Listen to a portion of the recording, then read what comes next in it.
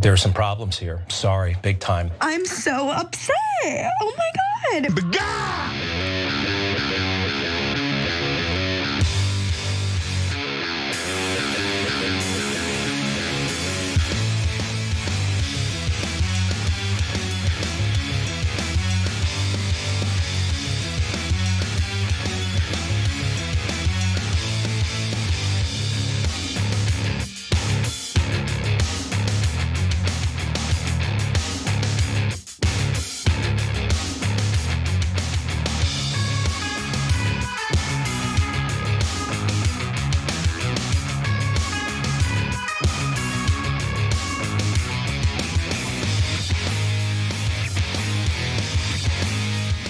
All right, welcome to the Young Turks. Cenk, Uygur, and Hasan with you guys.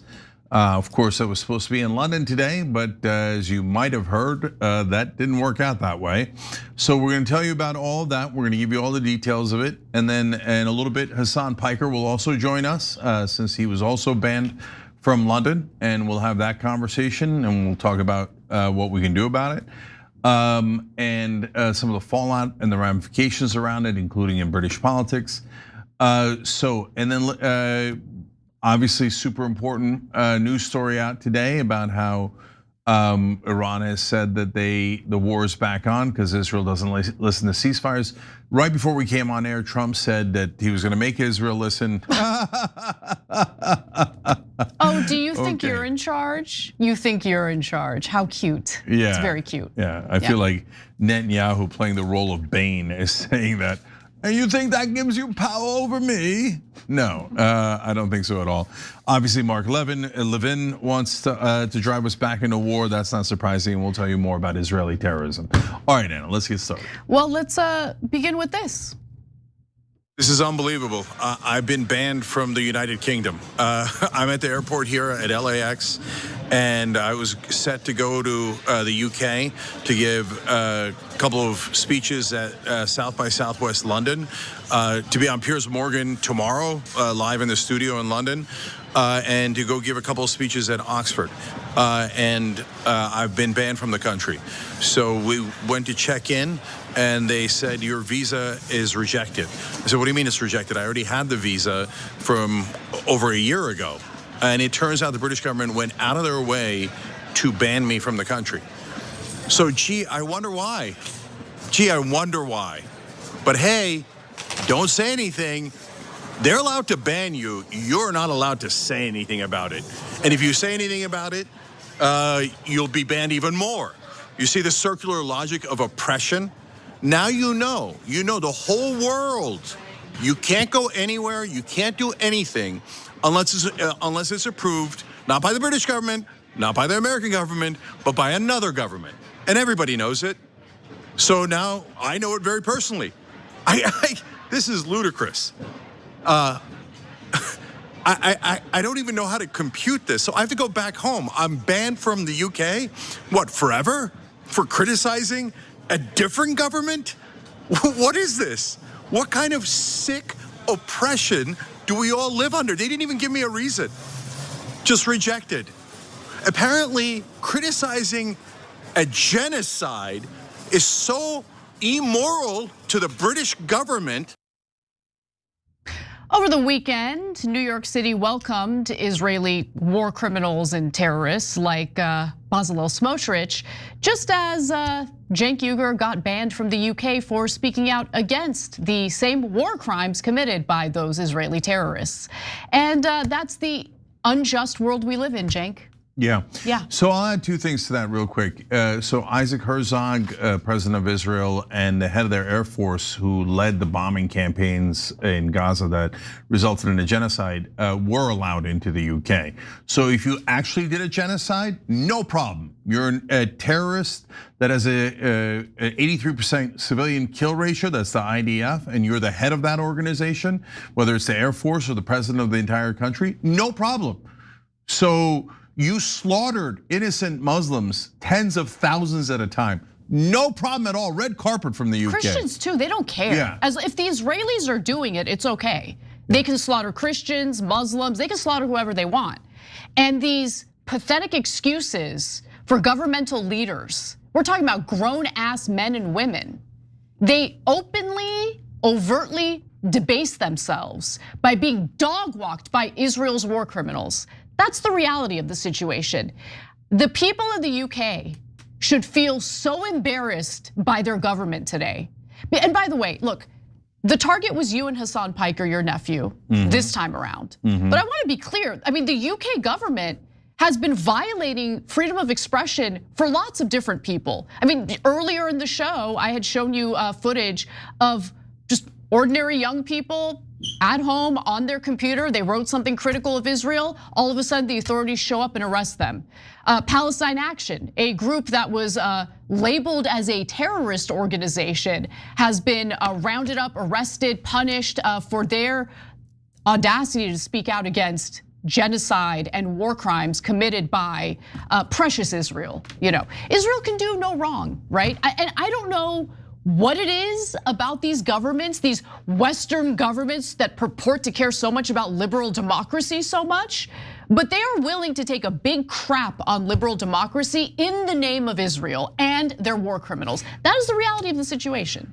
So a lot to get to. So I'm going to tell you what happened at the airport and how I found out about it in a second. But so to that point about the hypocrisy, so they say, well, we don't have any of these rules for Nicaragua. You can criticize them all you like, Russia, China, Canada, UK, America. You can criticize any country you want. The only country you can't, what's that? Including the UK. Yes, and the only country you cannot criticize is Israel. But if you say that we have special rules for Israel, you'll be double banned.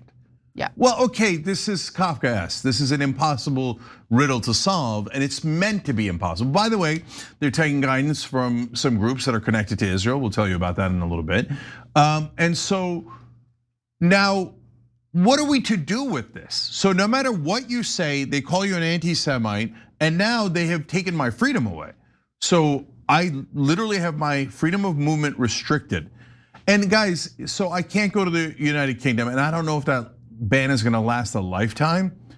You know how many people have gotten off that list? One, Snoop Dogg. And Snoop got off the list because it was a minor marijuana infraction, okay? And it took him like 4 years to get off the list. Yeah. So the rest of us are considered persona non grata, like so dangerous. They said that if I just showed up in Britain, it would disturb the public order. It would be a serious risk to the public order, like mayhem would break out the minute I stepped into London. Well, I was in London and Oxford last year. How come mayhem didn't break out? No, it's preposterous and it's indefensible. And I've now done a number of interviews with British outlets this morning, and everyone is flabbergasted by it. But wait, I've never said anything anti-Semitic. So is the new standard now just any criticism of a different country? And Anna, don't say different country. Any criticism of Israel, because as you pointed out earlier, you can say whatever you want about any other country, including the UK.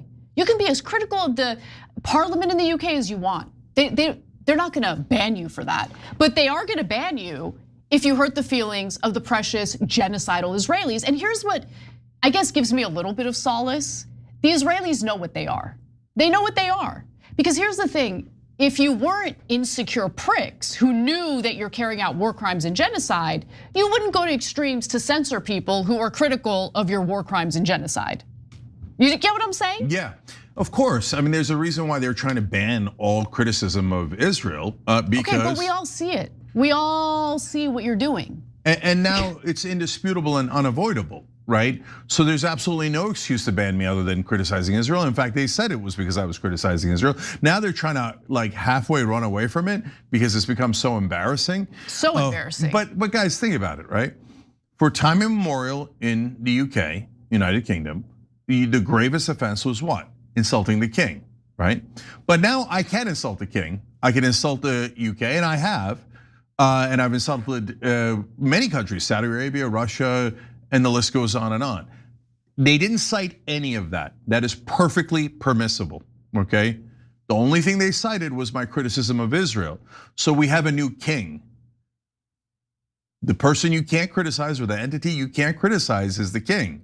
So obviously Israel is the king of the United Kingdom. And they've been the king. Okay, for a so long now, time. by the way, they'll double and triple and quadruple ban me for saying that, because they say the reason that I was banned is because I said Israel controls the American Congress, and the Times, by the way, in London, I don't know if it was them lying or the British government lying, said, well, Cenk said that the Israeli lobby was the #1 donor to Congress. That's a verifiable empirical fact. So they're like, well, if you say facts, you are an actual journalist, you will be banned from the United Kingdom.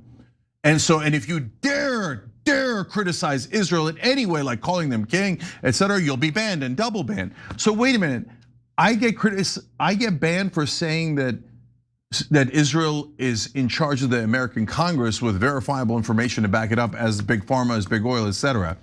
So, but then you banned me for criticizing Israel. Well, doesn't that show who's in charge? You never banned me for criticizing Nicaragua or Turkey or any of these, or Iran, none of these countries. Or any of our allies, right? No, the only people that we're banned by is if you criticize Israel. So then I'm not saying it. The British government is telling you the new king is Israel. You have to keep in mind, the UK's government, I mean, they know everything we know. They know about the hundreds of shots taken at Hind Rajab as she was trapped in a car full of her dead relatives. They know about the paramedics or emergency workers who showed up to try to rescue her and how they got killed by the Israelis as well. They know about the leveling of Gaza. They know about what's taking place in Gaza still, and on top of that, how Israel is carrying out a barbaric campaign against the Lebanese people in Lebanon as we speak. They know about all of that stuff.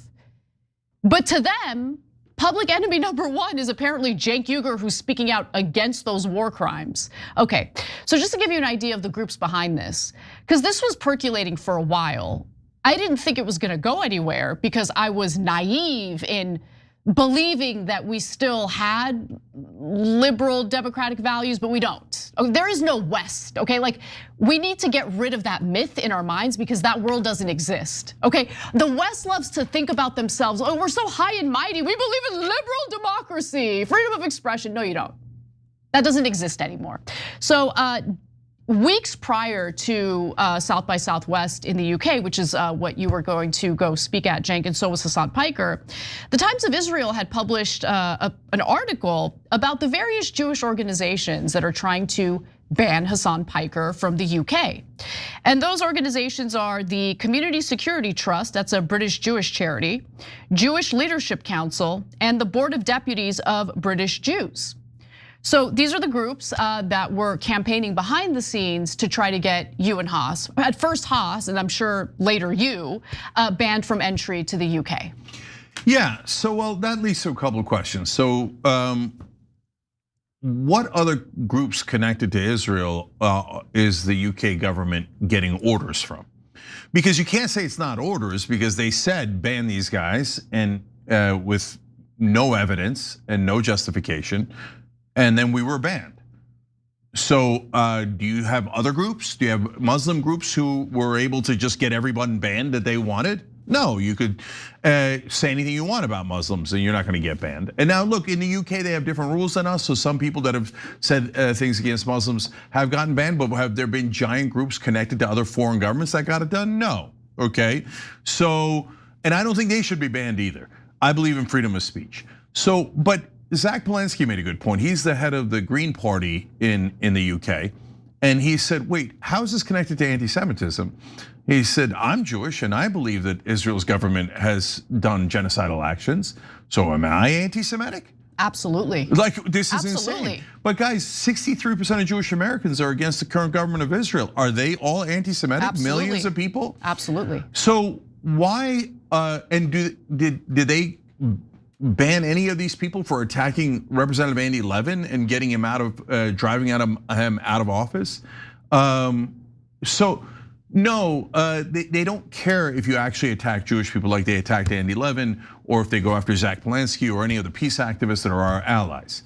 The only thing they care about is if you go after the government of Israel, because these groups don't really care that much about Jewish people. In fact, they're willing to throw Jewish people under a bus and go, no, if you say anything against a genocide, that means you're against Jews. All Jews are for genocide. No. Only Nazis and weird pro-Israel groups say that. No one else says that. We certainly don't say that. But pro-Israel groups say, yes, you must say it's all Jews. No, I'm not gonna lie on your behalf and smear Jews. If you wanna be weirdly anti-Semitic and say that you have to blame all Jews for what the government of Israel has done, well, that's up to the United Kingdom, because apparently they're anti-Semites, vicious anti-Semites, because I've never criticized Jewish people. So they're telling us that the government of Israel represents all Jews, and that when they do a genocide, all Jews wanted to do a genocide. So you should ask, why is the government of the United Kingdom so deeply anti-Semitic? So, and let alone what, of course, Muslims have gone through in the United Kingdom. But I know we're not human, so we're not as important as to the UK government. But to Anna's point about Western civilization, it doesn't exist. So Israel every once in a while does this talking point where they say, oh, we're the defenders of Western civilization. No, you're barbarians, barbaric, that's what you are. So, but wait, let me get this right. So you want us to take away our freedom of speech, both in the UK and the US. And if you don't know, of course, people have been arrested here for speaking out against Israel on college campuses. And it's not just people with visas. American students have come up to me repeatedly on college campuses and said, we're afraid to speak out because they're collecting names and they're putting them on lists so that we can't get jobs. This kind of organized terrorism is happening in this country against American citizens and anyone else who would dare to criticize Israel, but saying, hey, why are they terrorizing all these Americans? Why are they trying to get them fired from their jobs? Trying to make sure they can't ever get a job if they're a student coming out? Why are we not allowed to do boycott, divestment, and sanction in over 30 states in America? And that our livelihood and our contracts with the government will be taken away from us if we criticize Israel. Öztürk wrote an op-ed and they were trying to remove her from the country. They arrested her and put her in a gulag for writing an op-ed against Israel. Don't tell me that it isn't real. It's 100% real, and it just happened to me. But then they say, who cares about you? You're not Israeli. You're not important. You're not a real human. Neither is Öztürk or Mahmoud Khalil or any American that got their contract taken away or their freedom endangered for speaking out against Israel. None of you count. None of you count. Only Israelis and Israeli supporters count. So South by Southwest London issued a statement that was pathetic. I want to read it to you. So following news or word of this ban, they put out a statement saying that decisions on entry to the UK are a matter for the Home Office and the individuals concerned. South by Southwest London's role is to convene a broad range of diverse voices, blah, blah, blah, blah, blah, basically they're gonna move forward with their program. They just threw you and Haas under a bus. So, okay, great. So that had some consequences. So for instance, Ash Sarkar, who was to chair one of the talks featuring Haas, said that she's pulling out of this whole event. I pulled out of South by Southwest London, and I hope other speakers and chairs do too. And then she shared a screenshot of the message that she sent to the organizers of the event. And to your point, Cenk, it is worth remembering that Isaac Herzog, accused of direct and public incitement to commit genocide by the United Nations Commission of Inquiry report, was welcomed by Keir Starmer in September. Here's a nice little photo of the two together. Oh, isn't that sweet? Ahead of the Labour Party shaking hands with a war criminal. It's so fantastic, isn't it? The UK is a joke. Meanwhile, Israel's far-right finance minister, Bezalel Smotrich, was seen in New York City alongside Democrats for the Israel Day parade, which I'll get into more detail about in just a moment. But it's just amazing to me because the West is embracing genociders and war criminals openly, candidly. They don't care. And at the same time, they're punishing people who actually value what's supposed to be Western values by speaking out against barbarism, torture, genocide, slaughter, land theft. But God forbid you do any of that. God forbid. You know, let me real quick. Dave Rubin, and you should all watch it because it's hilarious and it's fantastic entertainment if you want to lighten the mood a little. But Dave Rubin went on Jubilee, and he had the audacity to say the war in Gaza ended, and there are no more Israelis occupying the Gaza Strip, and there's no more bombing taking place. So like, I know that Dave Rubin is like an extra level of stupid. Like he's really dumb. He's like one of the dumbest people on the planet. But it does raise the question, are all Zionists this dumb? Or are some of them just lying? Or are some of them just uninformed and they don't know? They're like closing their eyes and they're totally blind to what the government they support has been doing for nearly 3 years straight. Yeah, well, not to mention the decades and decades prior to that. So first of all Zionists aren't anything in particular. So there are a lot of Zionists who are heartbroken about what's very heartbroken. Happening totally. in Israel. I'm sure they cry about it every night. But you know, but are there Zionists who are lying about the genocide? Of course, there's a massive number there, and so. But are they all lying, or are they just purposely blinding themselves to reality? So there's everybody's different. So there's different categories. Like in the case of Dave Rubin, it's not that he doesn't know. He's obviously lying. He's a giant liar, a pathological liar. Almost everything he says is a lie. After he left here, he made up fantastical stories, having no connection to reality at all. And so he has no conscience whatsoever. So as Netanyahu said on tape last week, we've taken over 60% of Gaza and we're gonna keep it, and we're gonna take over 70% of Gaza. Somebody shouts out, take 100, and he says one thing at a time, basically. So Dave Rubin knows that and goes, but he wants to lie to everybody in America because he doesn't care about America, he cares about Israel. And so there is no lie he wouldn't tell for Israel. So also true of Ben Shapiro and Mark Levin and Laura Loomer, etc. It's not true of everyone who supports Israel, but it is certainly true of those people.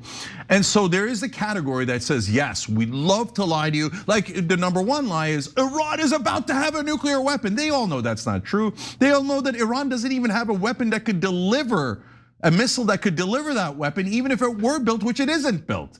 So, but they all purposely lie about it so they can trick you, deceive you into supporting Israel. Oh my God, is that a trope?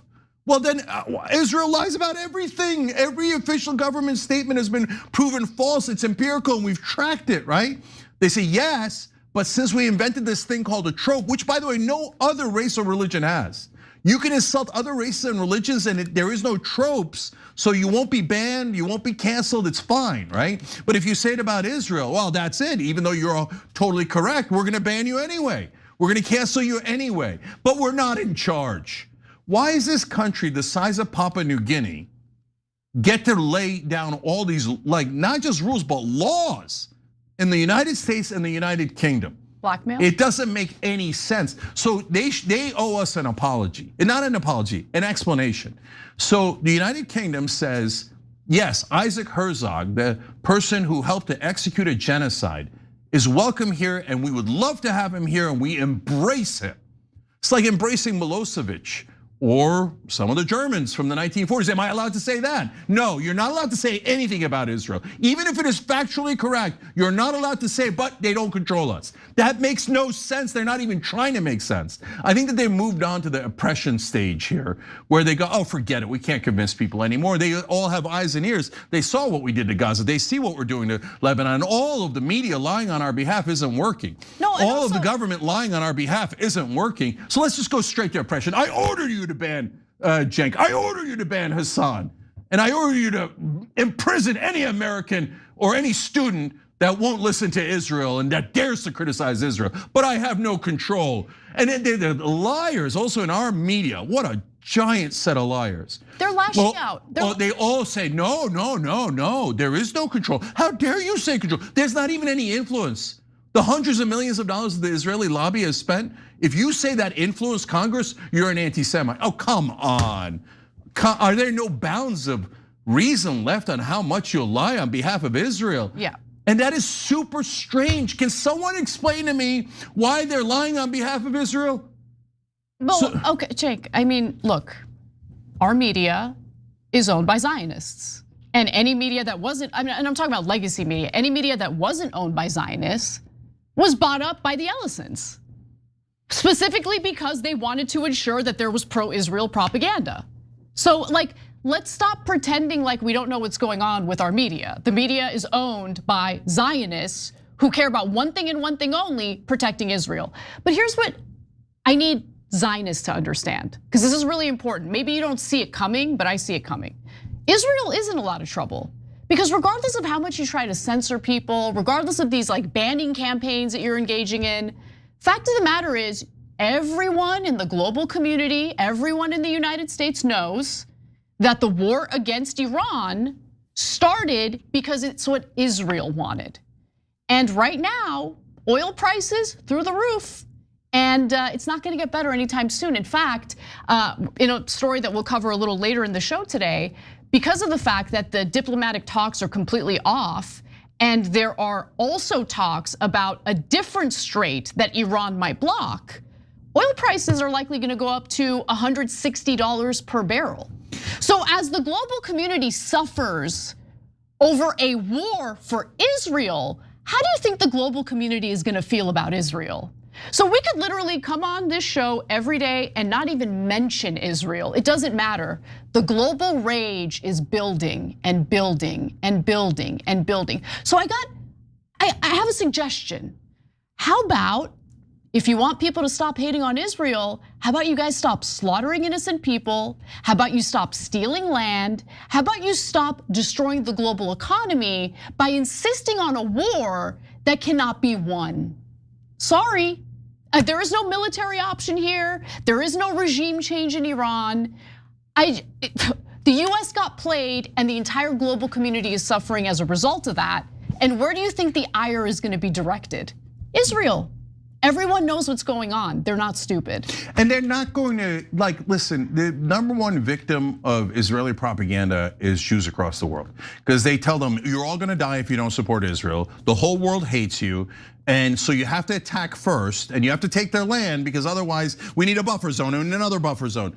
Every government that has committed a genocide throughout time, all different races and religions, all said they needed extra land, extra security, extra buffer zone, and that the people who were fighting against their genocide were terrorists and they were hiding behind human shields and they were hiding among the civilians. The Turks said it, the Germans said it, and now the Israelis say it. Now you can criticize the Turks and the Germans and the Serbs and the Cambodians, but you can't ever criticize Israel because they don't control us. So now look, some of the media is not owned by Zionists, and so even in legacy media, is it true that Ellison bought it and Netanyahu and Ellison are both talking about how they're going to help Israel and that Ellison is the #1 donor to the IDF? Yes, those things are indisputably true.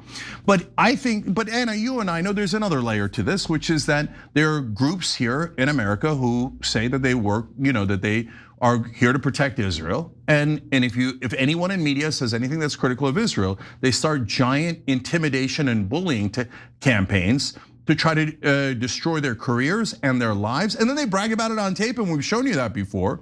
And if you don't think reporters in traditional media are scared to death of criticizing Israel, and they know that even the slightest criticism will get them fired, and they'll get the scarlet A, anti-Semite, so that their life is ruined forever. We know that those groups do exist. They do exactly that. Every reporter in DC is worried about it, but you're not allowed to say it because then those groups will come after you. And then the media who's intimidated by them will say, oh, of course, we're so sorry. Yes, they're all anti-Semites. We should destroy them all on behalf of the genocidal government. I'm sorry, not a genocide. They're just playing patty cakes with the Palestinians, right? So look, Marco Rubio said that we started the war with Iran because of Israel. He said it on tape, everybody discussed it, everybody in the world knows it. Yes. So is Marco Rubio banned from the United Kingdom? Because that's the charge, right?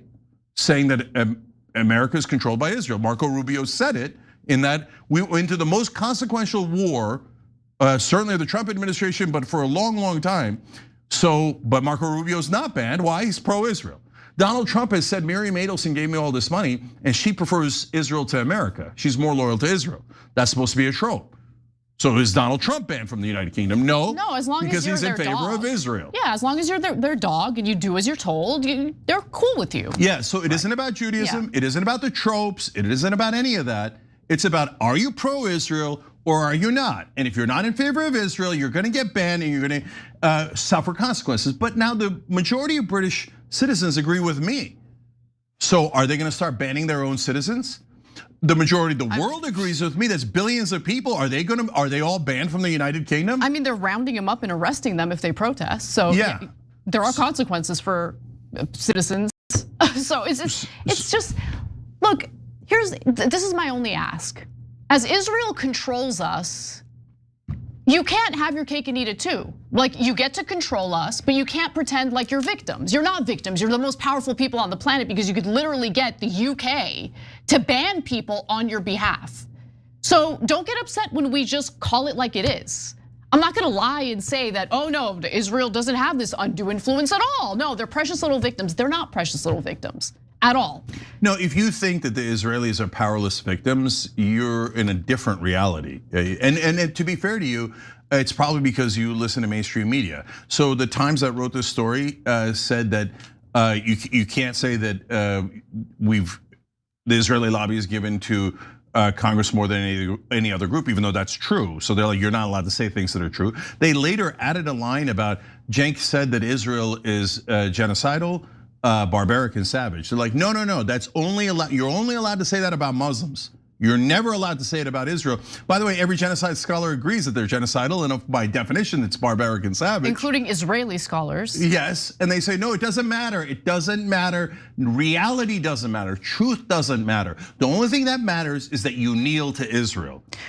We're gonna take a break. When we come back, Hasan Piker joins us to continue the discussion. We'll be right back.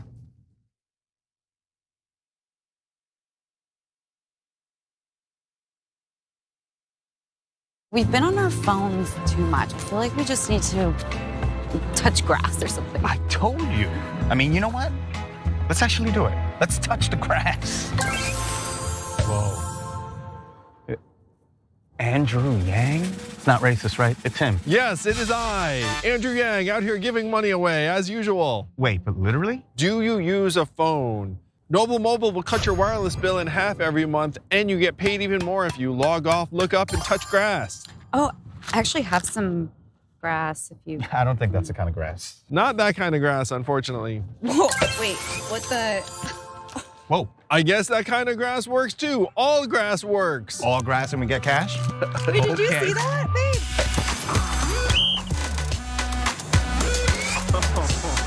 Noble Mobile, make it rain, girl, make it rain, make it. That didn't rain so good, but now it's raining good. Corruption, injustice, the system is rigged against you. Every day we're blasted by a flurry of terrible news from every angle, which can make it challenging to stay positive and know how to fight back. The Damage Report is your solution. I'm Johnny DeRola, and my daily morning show cuts through the noise and exposes the real damage being done to our country, the world, and how we can fight back against it. Corporate greed crushing workers, we'll name names. Politicians selling you out for their corporate overlords, we've got the receipts. Climate disaster, economic collapse, the rise of fascism. No spin, no establishment talking points, just the truth that you need to survive and resist. But it's not all doom and gloom. We'd love to have you join the Dragon Squad, our community of positive-minded activists who turn the day's news into positive action. With new episodes every weekday, listen to The Damage Report to get honest news, unflinching commentary, and daring coverage you won't find anywhere else. Listen to The Damage Report on Spotify, Apple Podcasts, or wherever you get your podcasts, because understanding the damage is the first step to fixing it. This guy, Hasan Piker, he says he is a patriot to the United States.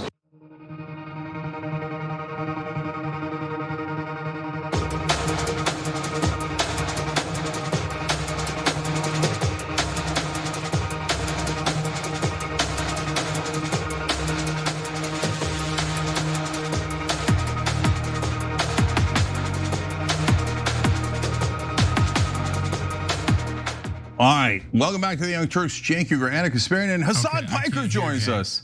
So now that both Hasan and I are here, you're at serious risk of public disorder. So mayhem might break out at any second now. So we're both on Hasan's stream on Twitch and our show on YouTube and everywhere else. So Haas, can I start off with something a little different? So we're going to talk about Cenk and Hasan getting banned from the UK, but I see this as part of a broader campaign targeting you, Haas, because I don't like being put in a situation where I have to defend you. I'm just going to keep it 100. But Dave Rubin went on a show and claimed that you harassed me and other women at work, which was a brazen lie. I went out and said that it was a brazen lie. You never once harassed me at work. What do you think this is about? And why do you think it's okay, or why do they think it's okay to just make up lies about you like that? I mean, like, sexual harassment is a serious allegation, and for Dave Rubin, who I haven't spoken to in over a decade, to speak on my behalf like that and make something up is insane. Yeah, I think it's a campaign of misinformation and smearing prominent critics of Israel, no matter which way they can. And it's very obvious that they're getting increasingly more desperate. Now, with Dave Rubin, it's a unique predicament because on the one hand, I'm thinking like, is this a part of a broader sophisticated smear campaign? Or rather, is it simply just Dave Rubin being stupid? Because he's just so unbelievably stupid. So with Dave Rubin, you got to think about both of the options. True.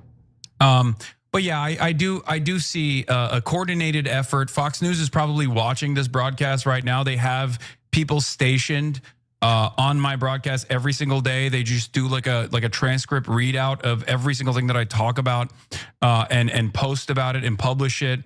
On the other side, this is obviously escalated since the subpoena, which I never received, by the way. But Will Cain was talking about how like some counter protesters that were at the Delaney facility in New Jersey that I went to with Adam Hamawi, who's running for Congress in New Jersey, to check out the heinous conditions inside of the facility and to hear from the protesters about the ways in which the state troopers in New Jersey and the federal ICE officers were actually brutalizing them for exercising their First Amendment rights.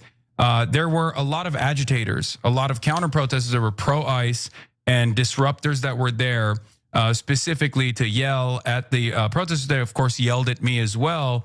And Will Cain earlier today covered that as though it was actually the ICE protesters that were yelling at me. So I feel like there's this like effort to slander and smear prominent critics of Israel, prominent critics of the Trump administration, no matter which way they can. There's obviously a bipartisan effort in some respects. Josh Gottheimer earlier today also said I was because I called the Israel Day parade that took place that had Bezalel Smotrich on a Nazi parade. I said there's Nazis at this parade. It's a Nazi parade, and prominent Democrats like Chuck Schumer and Kathy Hochul were participating in a Nazi parade, and Josh Gottheimer didn't like that. And he was saying, I've defended Hamas, and therefore, maybe my read for who's a Nazi is broken. He's been ducking me. I've told him I'd be willing to have like regular discourse with him. But yeah, none of these guys want to actually entertain the conversation. They can't actually attack the message. They can't counter message, so they attack the messenger and disparage. That's all they know. But I think people are fed up with it. They'll call you anti-Semitic, but they'll never call you wrong, right? They never engage with the substance of what you're saying. So it doesn't surprise me at all that Gottheimer's running away.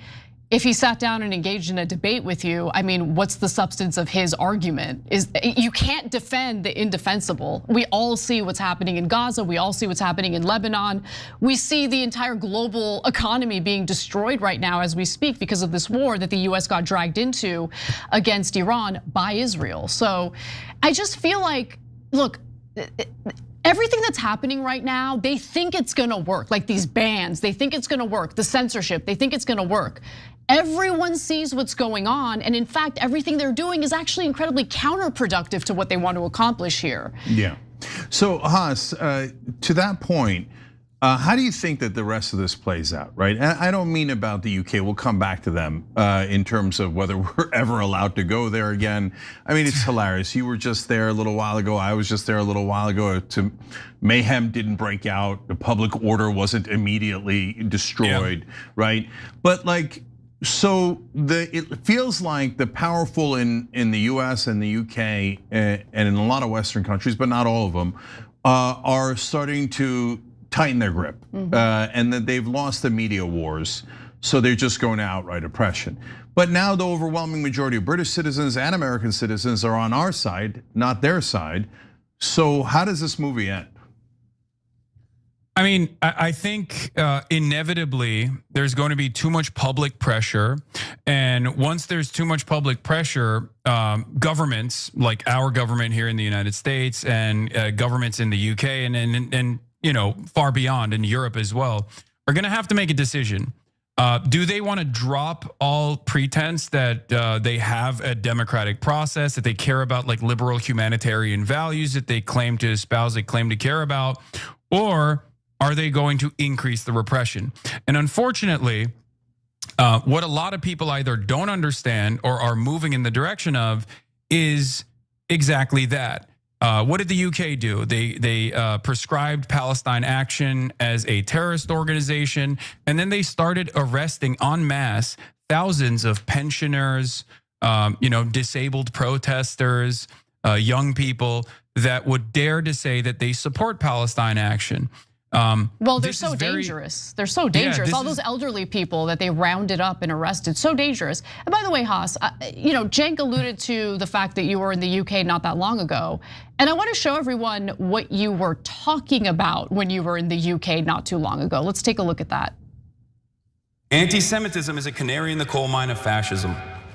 It's one of the oldest bigotries that has caused those of the Jewish faith a tremendous amount of pain.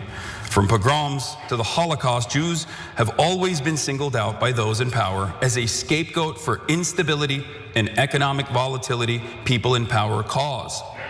A resilient, nascent anti-Semitism is a constant threat, especially as economic instability makes those in power seek out old targets. They're not very creative, usually. They just always rehash the same propaganda over and over again. This is precisely the reason why I am terrified of the conflation of anti-Zionism and anti-Semitism. The conflation is dangerous. Valid criticisms against the state, especially as all of the violence is unfolding, and everyone can see it.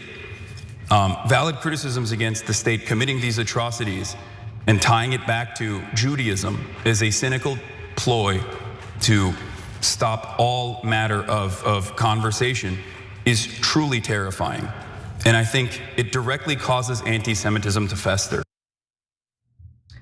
And look, I agree with everything you said there, and I don't see the Zionist project as a project that seeks to protect the Jewish population. In fact, they couldn't care less about anti-Zionist Jews, and the treatment of anti-Zionist Jews makes that abundantly clear to me. I mean, look at the way they talk about people like Dave Smith, Glenn Greenwald, and others, and it's amazing to me that the people who are getting punished right now are those who have a problem with mass slaughter campaigns and land theft. It's insane. That's not really a question. I just wanted to make that statement. Yeah, but I'm curious for Hans to finish his thought. Yeah. So now that the audience has seen, of course you didn't say anything anti-Semitic. In fact, you said the exact opposite. Literally the exact opposite, right?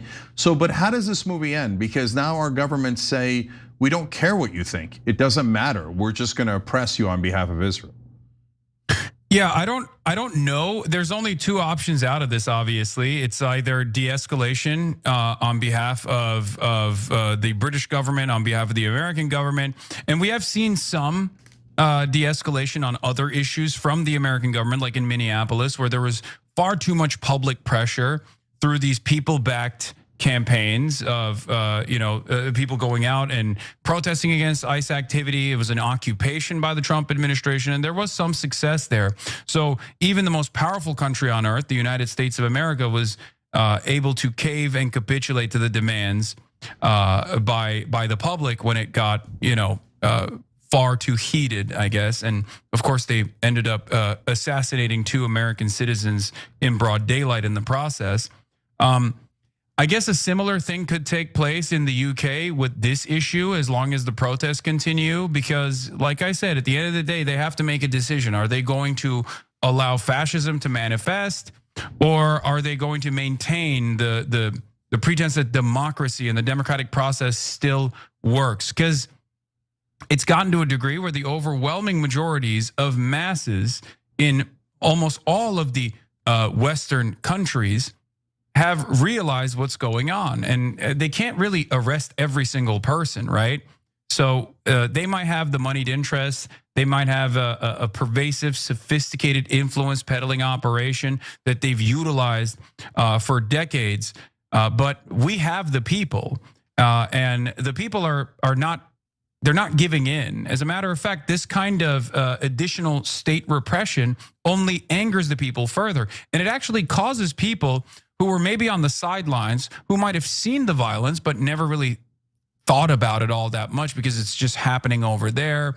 Or maybe you're afraid of Muslims and think they might have deserved this kind of violence or whatever, to now second guess, to now actually become participants, because what people don't appreciate is being bullied. What people don't like is cancel culture. And Israel loves bullying people. Israel's envoys, Israel's most prominent defenders are some of the most annoying people you've ever encountered. So when they go on television and demand with maximum arrogance, with maximum hubris, unconditional support, and then they turn around and say, if you say no to that unconditional support, you're an enemy and you need to be deplatformed, you need to lose your job, you can't live in polite society anymore, you can't exist as a normal person. Well, then that causes a lot of people to get frustrated at Israel even more than they previously would have. I've even brought this example up with the UAE. There is no United Arab Emirates lobby in the United States of America. Sure, they directly, give money as little Israel to Donald Trump and whatnot. But ultimately, there isn't this sophisticated media machine working at the behest of the United Arab Emirates that says oh, if you ever bring up Sudan, you're actually an Islamophobe, and therefore you need to be punished, you need to lose your job. But if that was the case, I think that a lot more Americans would be paying attention to what the United Arab Emirates is doing. And I think the Zionist lobby is suffering from its own success. For years and years, they went uncontested. It was unconditional. There was bipartisan support for Israel, and anyone that ever questioned that would be called an anti-Semite, and there was a lot of weight to that criticism. There was a lot of weight to that accusation. Now that's gone. And the reason why that's gone is because everyone understands that Israel is committing a genocide. And that genocide has caused people to look back at Israel's history, Israel's development, and Zionism as an ideology. And it's caused people to understand that perhaps they totally misunderstood the history of Israel for the longest time. And the toothpaste is out of the tube. So either governments that are controlled and have some sense of responsibility to the masses will turn around and say, all right, enough is enough. We have to cut ties with Israel. We have to restrain Israel. This coalition that we've designed can't continue. Or they're going to become just like Israel, as I said. They're going to turn into fascist countries. I'm worried. I mean, things look very bleak. And you pointed to the event that took place in New York City over the weekend, and I want to kind of flesh that out a little bit for the audience in case they missed that story, because Israel's far-right finance minister Bezalel Smotrich was seen in New York City alongside Democrats. This is for the Israel Day parade over the weekend. Now, Zoran Mamdani, the mayor of New York City, he was facing all this backlash because he's the first mayor in 61 years who refused to attend the Israel Day parade. And I'm glad that he did refuse, considering the fact that there was a literal war criminal there. So let's take a look at this J Street post on X. They write, Bezalel Smotrich should be sanctioned by American political and Jewish communal leaders, not marching alongside them in the streets of New York City. Smotrich is the architect of the Israeli government's policies to ultimately annex the West Bank, said that it may be just and moral to starve 2 million Gaza residents, but no one in the world would let us. He is a supporter of Greater Israel. We all know what that is. Believes Palestinians aren't even real people or a people, and is someone who has played a huge role in annexing parts of the West Bank, forcing people, Palestinians namely, out of their homes. The International Criminal Court even has a warrant out for his arrest. Take a look at this headline: exclusive ICC prosecutor's office seeks arrest warrant for Israel Smotrich. He's marching alongside Chuck Schumer and a whole host of other Democrats at this parade over the same weekend that you and Cenk get banned from the UK because you speak out against these atrocities. It's a flex. There's no other way to read it than it's a flex. They're flexing on us. They get to have tremendous power and tremendous influence over what Western countries do and can't do. And this is a product of that. There's no other way to read it as anything but a direct threat to what the American government or what the American public has to say. That's what I think is going on. It's about sending a message. That's why Bezalel Smotrich is there.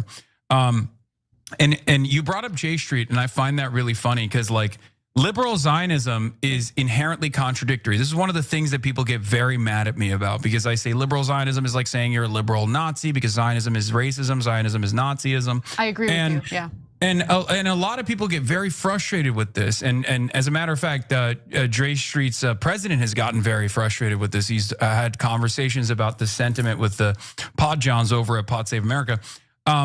And this is a direct demonstration of that inherent contradiction, because there were a lot of statements that came in the aftermath of the news articles that came out about Bezalel Smotrich being at the Israel parade, and some people were trying to say, oh, he snuck in, or some people were claiming that no one knew he was going to be there, and it's like, it's the Israel parade. If you go to the fucking Klan march, you're gonna have the Grand Wizard of the KKK at the Klan march. You can't turn around and be shocked and act all surprised that a member of the Israeli cabinet, the finance minister of the nation state that you're choosing to celebrate, appear at the actual celebration. Of course he's going to be there, right? So I think all of the ass covering that Kathy Hochul and even Alex Boris, which is very disappointing that he attended that as well. He's too young. He knows better, and his father knows better too. But all these people that are like, oh, I can't believe that the Nazi was at the Nazi parade, are just trying to engage in this same liberal cognitive dissonance. The idea that liberal Zionism is in some ways different than the ultra Zionism demonstrated by Bezalel Smotrich. It's not. He's a part of the Israeli government. He is perhaps the purest expression of the Israeli state's violence against Palestinians. It's racism that it harbors against non-Jews and Jewish supremacy. Of course, he's going to be there. He was elected. And he has every right to be there. If you're going to throw an Israel Day parade, you shouldn't throw an Israel Day parade, and you certainly shouldn't participate in the Israel parade if you don't want to be caught next to war criminals. Mm-hmm. Yeah. So, Hasan, I was going to ask you about labor and the Democrats. I'll come back to that, but there's something you said there that I'm curious about. So, look, you look back at Zionism, and I think you're totally right about one of the things that you said, where you said, now that all these atrocities has made us look back, and we were taught in America when I was growing up here that 1948 was the Arabs attacked the poor Israelis for no reason at all, and the Israelis were the victims. Now you realize, no, it was ethnic cleansing. That's what the Nakba was. They drove out 750,000 Palestinians from their lands. They slaughtered them and killed them, and that's why people had to run. And so our media lied to us about that. They lied to us about 1967, where again, Israel attacked its neighbors. We were taught that they were attacked. It's just not true. Now people go, oh yeah. Well, of course we lied about that. So I understand all that background, no question about it. And so when you look back at it, should they have done this, this Zionism idea, which has ethnic cleansing built into it in order to be a settler colony? Now that seems hard to defend, certainly. Now Israel already exists. So if today Israel and the Palestinians made a deal and they had 2 states, assume for a second that that's remotely possible, and it was based on the 1967 borders, and they were both 2 independent, safe states, I would take that deal in a second, no matter how wrong Zionism was in the beginning. Would you take that deal, or do you think that's, since Zionism is wrong, it's unconscionable? Oh, I personally think that it's just not up to me. I think that whatever is good for the Palestinians, like Palestinian statehood is good for the Palestinians. That's what they're trying to move towards. If that means that there is a 2-state deal with 1967 borders and Palestinians are happy with that, then who am I to tell them no? I say I'm a one-stater for the reasons that you just brought up, right? And there are some people who actually disagree with me on this as well.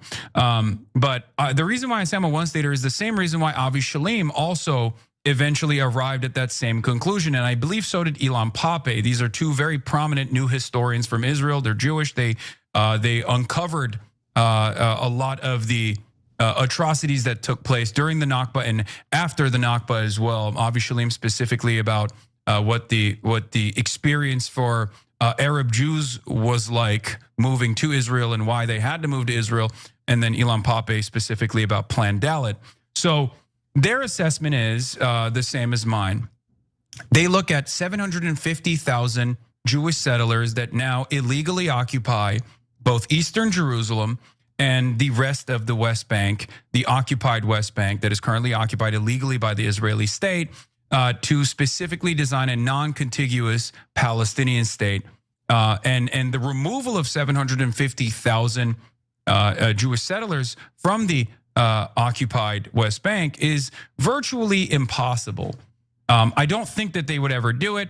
Israel had a very hard time removing settlers from the Sinai Peninsula at the time. And they had an even harder time removing only 7,000 Israeli Jewish settlers from the Gaza Strip when they pulled out of the Gaza Strip to like hermetically seal it and create the world's largest open air prison. They had to genuinely go there by force and remove people at gunpoint, right? 750,000 of the most rabid ultra Zionists are most likely never going to leave unless they have to leave because they have to live in a binational state or a single solitary secular state that now places non-Jews and Jews in the same civil court system.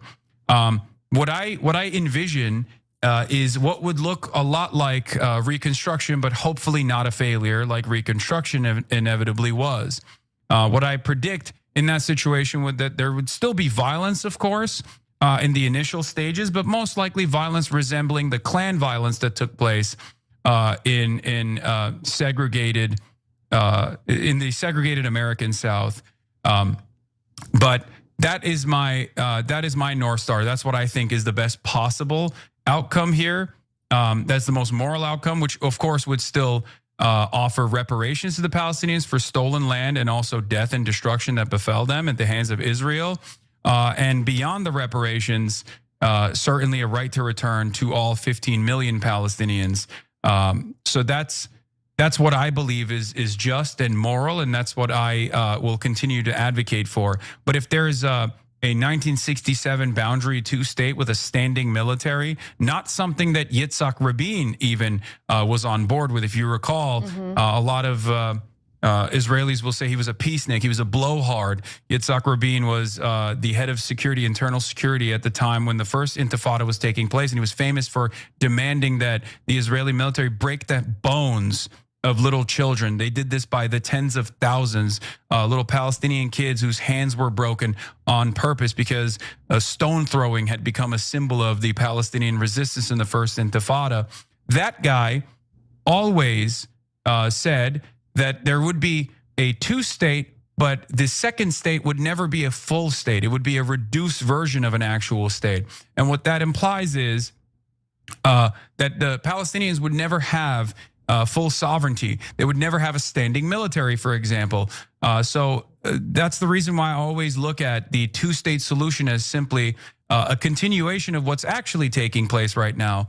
A one state that is an apartheid state, a one state that is dominating and occupying Gaza and also occupying the West Bank as well, and destroying Palestinian lives and livelihood in both of these territories, and dangling this fake two-state solution in front of liberal blowhards in the Western world to make it seem like there is actually a peaceable solution out, when it's just a continuation of the destruction of Palestinians with the final purpose of complete ethnic cleansing from their indigenous lands. Yeah. And they're not going to stop there, as we've learned with what they're currently doing in Lebanon.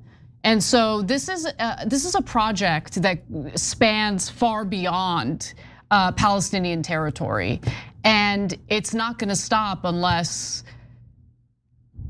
these so-called liberal democracies do something to stop it and stop enabling and emboldening the Israelis to do it. Yeah, so I think last thing here. So I agree with you guys on a bunch of things, including at some point the dam's gonna break. I mean, so like people get offended that Haas called them Nazis or whatever, right? But wait a minute, the Knesset voted that Palestinians will never be free. The Israelis have said, even their theoretical peaceniks, that no, the Palestinians can never have a full state, right? Let alone, I don't mean all the peaceniks. There's a lot of good people like Gideon Levy, et cetera, in Israel, right? But any of the anti-Zionists. Yeah, but the Zionists say no, the Palestinians will never be free. Presumably they'll always live in these open air camps, or can I say concentration camp? They are concentrated in a tiny area of Gaza. Netanyahu bragged that they've taken 70% of Gaza and they've stuffed 2.2 million people of what's left of the small portion of Gaza. I mean, what is that if it's not a camp where that is concentrated full of millions of people? So if you're offended by our words instead of what Israel has actually done, well, that shows moral weakness on your part. Let me read some offensive words real quick. This is a statement from Bezalel Smotrich on Channel 14. This is one of his latest comments. In the West Bank, we are destroying more Palestinian family homes than they can build. We are demolishing residential buildings of 4, 5, and even 6 stories. Now there is much more destruction and demolition of Palestinian homes. I think those are the types of statements that people should be offended by. Yeah, and we're gonna show later in the show, Ben-Gvir talking about how they're gonna bomb the suburbs of Beirut and mass civilian casualties, and because that's what Israel does. And then we have, look, to me, the number one thing holding this dam together is American mainstream media. Because without the propaganda, this is not a close question. Why would anybody want to finance these sick atrocities? The American people are not anywhere near that evil. American media is that evil. They say you have to finance it, otherwise we'll ruin your life by calling you an anti-Semite. Anyway, so look, all this is clear. tyt.com/UK ban, which is just a little petition to say reverse the ban. That's fun. But Haas, the last question I wanted to ask you is, so you see labor wrapping their arms, bear hugging Isaac Herzog, the head of the Israeli Air Force, and going, oh my God, these guys who committed a genocide are wonderful. Oh, but the guys opposed to a genocide are evil, right? And then here in America, as you guys are pointing out, the Democrats are like, oh yeah, I'll go to a parade with guy who committed a genocide, and in fact is one of the biggest advocates. If there was any justice in the world, would be the first guy up in the Nuremberg type of trials. And they go, yeah, that's legitimate, but Hasan campaigning with Abdullah al-Said, disqualifying and illegitimate, etc. So is there any hope left for the Democratic Party and the Labor Party, which appear to be the fake left in both of these countries? And if there is no hope, what do we do next? So I don't think there's any hope left for the Labor Party, and that is entirely in the hands of the Jeremy Corbyn assassin himself, Keir Starmer. They deliberately destroyed the actual populist wing of their party. And they did it at the behest of Israel as well. Labor Friends of Israel was a huge part of the fake anti-Semitism smears and accusations that Jeremy Corbyn was inundated with. And Keir Starmer famously said, if you don't like what I'm doing, you can leave the party. And many people did. Where did they go? They went to the Green Party that is being led by Zach Polanski, who is a wonderful guy. He's an anti-Zionist. He's also Jewish. They attack him quite a bit because of his anti-Zionism, ironically enough. He has withstood some of the most heinous smears I've ever seen. British media can be very, very vicious, even far more vicious than the American media at times. And so there is an alternative there. With the Democratic Party, a lot of people get mad at me for saying this as well, but I see a very weak party. The party is not a real party, right? It's a coalition of different corporate interests and foreign lobbies at times. And by foreign lobbies, I just mean Israel. Let's be real. There isn't like a profound Estonian lobby that is dominating Democratic Party attitudes, if we're being real. But there is a real disconnect between those who are voting for the Democrats and what their demands are and what the Democrats are willing to concede to on those demands. And therefore, I see this as a wonderful opportunity in all of this weakness to force in as many responsive politicians in this insurgent Bernie-crat coalition that is forming all around the country. There are plenty of democratic socialists who are open socialists, and even those who aren't socialists, but have similar interests and similar goals, similar policy goals, who are willing to be the fighters that will hopefully change American trajectory from the downward trajectory that we've been experiencing for the past couple of decades into a more positive one. People who aren't afraid to say, why do we have so much loyalty to the nation state of Israel when it's very clear that it's done a genocide, when it's very clear that it's an apartheid state? Why are we constantly waging wars with other countries and spending billions of dollars of tax revenue? We should instead take that money and spend it on ourselves, all this productive output that's being stolen from the average American. Things that actually Donald Trump lied about. And lied his way to the office twice, as a matter of fact. Isolationism, America first. These were important concepts that Trump advanced that he never really followed through on. But I do believe that there are those who are invested in following through on this. And as long as the Democrats don't, expel people like myself and the candidates that I work with in the primary system, as they've had a very hard time dealing with Democrats who are actively pushing the needle on these issues, I'm going to continue trying to win as much power for people who do abide by anti-Zionism and who want Medicare for all, who want to end America's endless militarism. Yep. All right. So everybody check out Hasan's show on Twitch, but you can also see clips on YouTube. So check out his channel there as well. We've got a fun shirt up on shoptyt.com about how we were both banned in the UK. I guess we're outlaws and enemies of the crown, which is kind of badass. And by the way, Haas, I realized this today. We, I believe, are the only ones to have 2 family members banned by the United Kingdom. So hence the most dangerous family in the history of the British Empire is right here, okay? So I didn't think that we'd get that kind of, I don't know, in a sense, an accolade or an honor of some sort. And let me double down on what Haas said. Zach Polanski, head of the Green Party in the UK, is awesome. Make sure you check that out. And that's a really legitimate way to go in the United Kingdom. And here in America, the takeover of the Democratic Party, I don't believe in 2028 should even be that difficult. So most of the candidates are going to be pro-Israel and tell us how wonderful that country is. And you will find the candidates that are authentically in favor of American sovereignty instead of serving another country. And I think that we could do that in 28. And thanks, Haas. We appreciate it.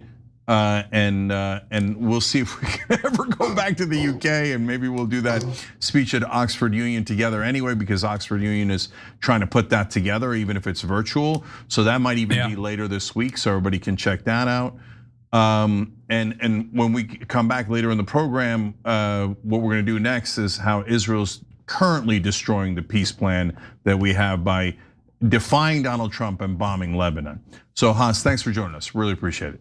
All right, thanks for having me. Bye, guys. Yep. See you in Thanksgiving.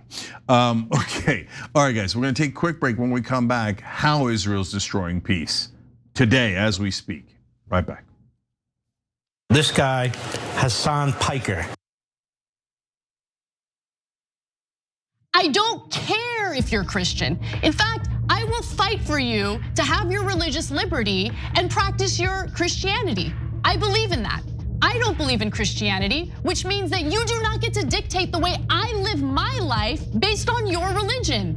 I don't care what the Bible says. You have every right in the world. All those women who identify with your religion have every right in the world to not get an abortion, to not take birth control, but they do not have the right to dictate my life and what I decide to do with my body. I don't care about your goddamn religion. I'm so tired of having nonstop conversations about what the Bible says. You live your life in the way that you interpret the Bible. Again, I don't care, but you don't get to take the Bible and tell me, well, the Bible says this in this chapter, in this verse. I don't care. I don't care. I don't believe in it. And I have the right, based on our Constitution, to not believe in it. No part of Gaza has been left unscathed. Ain't a whole lot left. I don't know why they need any more bombs. Let us be clear. The United States provided $18 billion in military aid to Israel. Netanyahu, indiscriminate bombardment, have killed more than 50,000 civilians, 60% of whom are women, children, paramedics, and journalists. All of this is against basic human decency. You don't starve children with absolutely no humanitarian aid getting into Gaza. It is a war crime.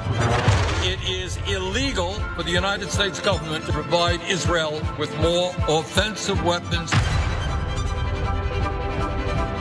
History will not forgive us.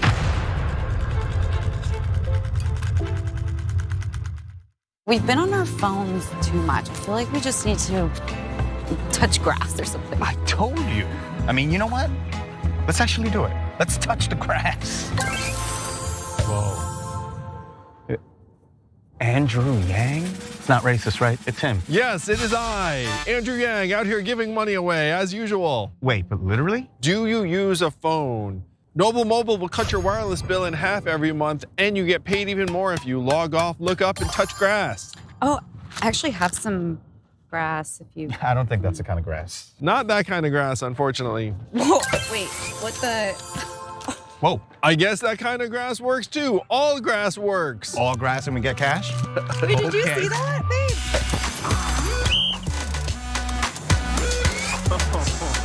Noble Mobile, make it rain, girl, make it rain, make it. That didn't rain so good, but now it's raining good. Corruption, injustice, the system is rigged against you. Every day we're blasted by a flurry of terrible news from every angle, which can make it challenging to stay positive and know how to fight back. The Damage Report is your solution. I'm Johnny DeRola, and my daily morning show cuts through the noise and exposes the real damage being done to our country, the world, and how we can fight back against it. Corporate greed crushing workers, we'll name names. Politicians selling you out for their corporate overlords, we've got the receipts. Climate disaster, economic collapse, the rise of fascism. No spin, no establishment talking points, just the truth that you need to survive and resist. But it's not all doom and gloom. We'd love to have you join the Dragon Squad, our community of positive-minded activists who turn the day's news into positive action. With new episodes every weekday, listen to The Damage Report to get honest news, unflinching commentary, and daring coverage you won't find anywhere else. Listen to The Damage Report on Spotify, Apple Podcasts, or wherever you get your podcasts, because understanding the damage is the first step to fixing it.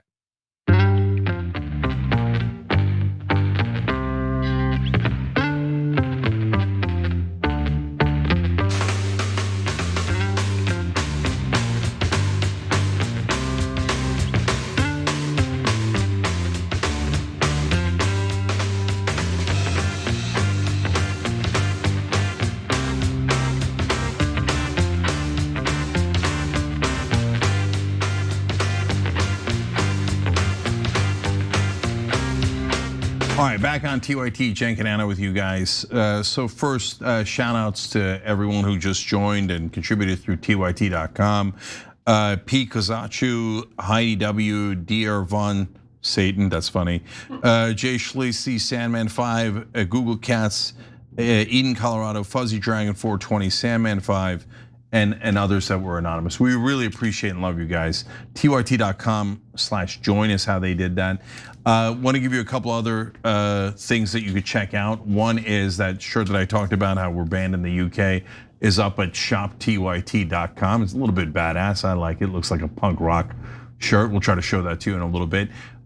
We had a poll up on tyt.com about whether Hasan and I should get banned. 87% so far on YouTube. It's also up on our YouTube posts.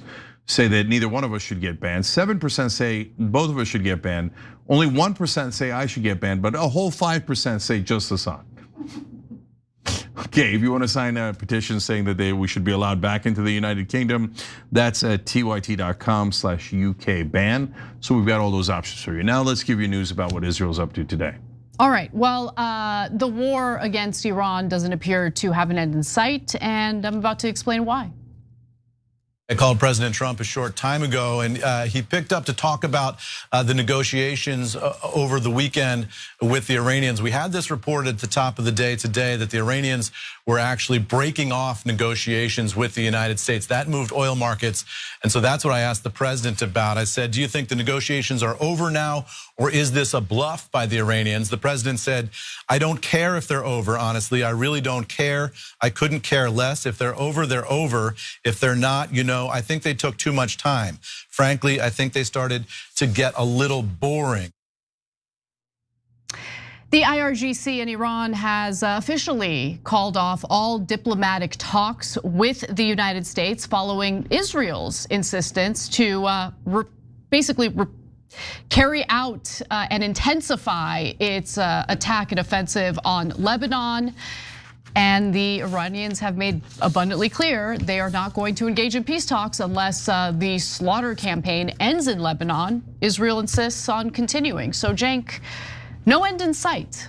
Yeah, well, right before the show, Donald Trump said that he was going to get Israel to stop bombing Lebanon. Let's all stop for laughter.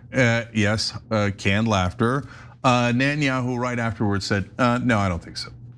Yeah. So who's in charge? We all know who's in charge. Israel's in charge.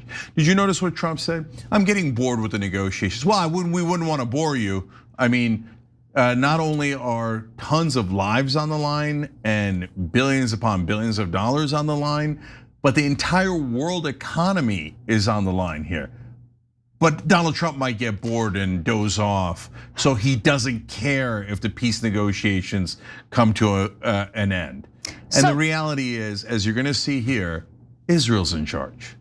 So Trump spoke to CNBC's Eamon Javers today to basically weigh in on how the peace negotiations are going, and more importantly, discuss the breakdown in diplomacy and how this is going to impact oil prices. And of course, the president offered an incoherent and contradictory response. Let's take a quick look at that. Ultimately, on oil prices, the president was confident that he said oil will be dropping like a rock. He said, ultimately, if the Iranians want to try and have a nuclear weapon, I will blow them up to kingdom come. Then I asked him, what is the end game here in terms of the Strait of Hormuz? How ultimately are we going to get out of the situation that we're in? The president said he thinks that NATO should come in and help the United States out. He said, they're the ones, he said, we don't use the strait, we don't need it, we have a lot of oil. And I said, have you talked to anybody at NATO about that? Have they changed their tune on coming in to help the United States in the strait? He said they would if I wanted to, but we don't need them. We don't need NATO. They were very weak and very sad. No, you are very weak and very sad. You are being controlled by the leader of a foreign country, and you got dragged into a disastrous war that's wrecking the global economy because you decided to fight a war on behalf of Israel. And by the way, guys, this is terrible news, mostly for the global economy, because Iran does have control of the Strait of Hormuz. In fact, over the weekend, dozens of vessels transited through the strait and paid Iran the $2 million toll, or environmental fee, as they're calling it, so it'll actually be considered legal. And this is according to the Economic Times. So that's $50 million for 28 ships to be exact, which transited in a 24-hour period. The IRGC expects to collect around $1.5 billion a month from these transit tolls. And this is both a way to alleviate the pain from US sanctions against Iran, while also pressuring Gulf states to expel, US presence from their countries. And I love what Glenn Deason, who's a geopolitical analyst, says in this next clip, because he really helps to crystallize how sophisticated and intelligent Iran's strategy has been so far. Take a look. The Iranians essentially reached the conclusion they don't need a deal. All they need to do is the Strait of Hormuz. That's how you get peace. And I've spoken about that before. As long as they hold the Strait of Hormuz, they have the toll there. Then they can also begin to adjust the toll based on which countries are trying to transit. That is, put a higher toll on countries that has sanctioned Iran. Now they have economic incentives to drop the sanctions. Put higher toll on countries that threaten Iran by hosting US bases. Now the Gulf states will have incentives not to rebuild the American bases, which the Iranians have degraded to a large extent. And you can put higher tolls on countries that sell their oil in dollars, which is what essentially sustains the petrodollar system and the US security interest in the region. So they just need the Strait of Hormuz, and then they can begin to essentially decouple the US from the region and have both their economic and military security in place. So this will likely be the status quo, unless Trump engages in diplomacy and makes a deal with Iran. But Israel refuses to allow that to happen. And in fact, every time there is any indication that there could be a peace deal, Israel intensifies their attacks on Lebanon, including Beirut, by the way. And we're gonna talk about that in more detail in just a second. But what makes matters worse, guys, is that now Iran is also saying that the IRGC intends to close the El Mendeb Strait.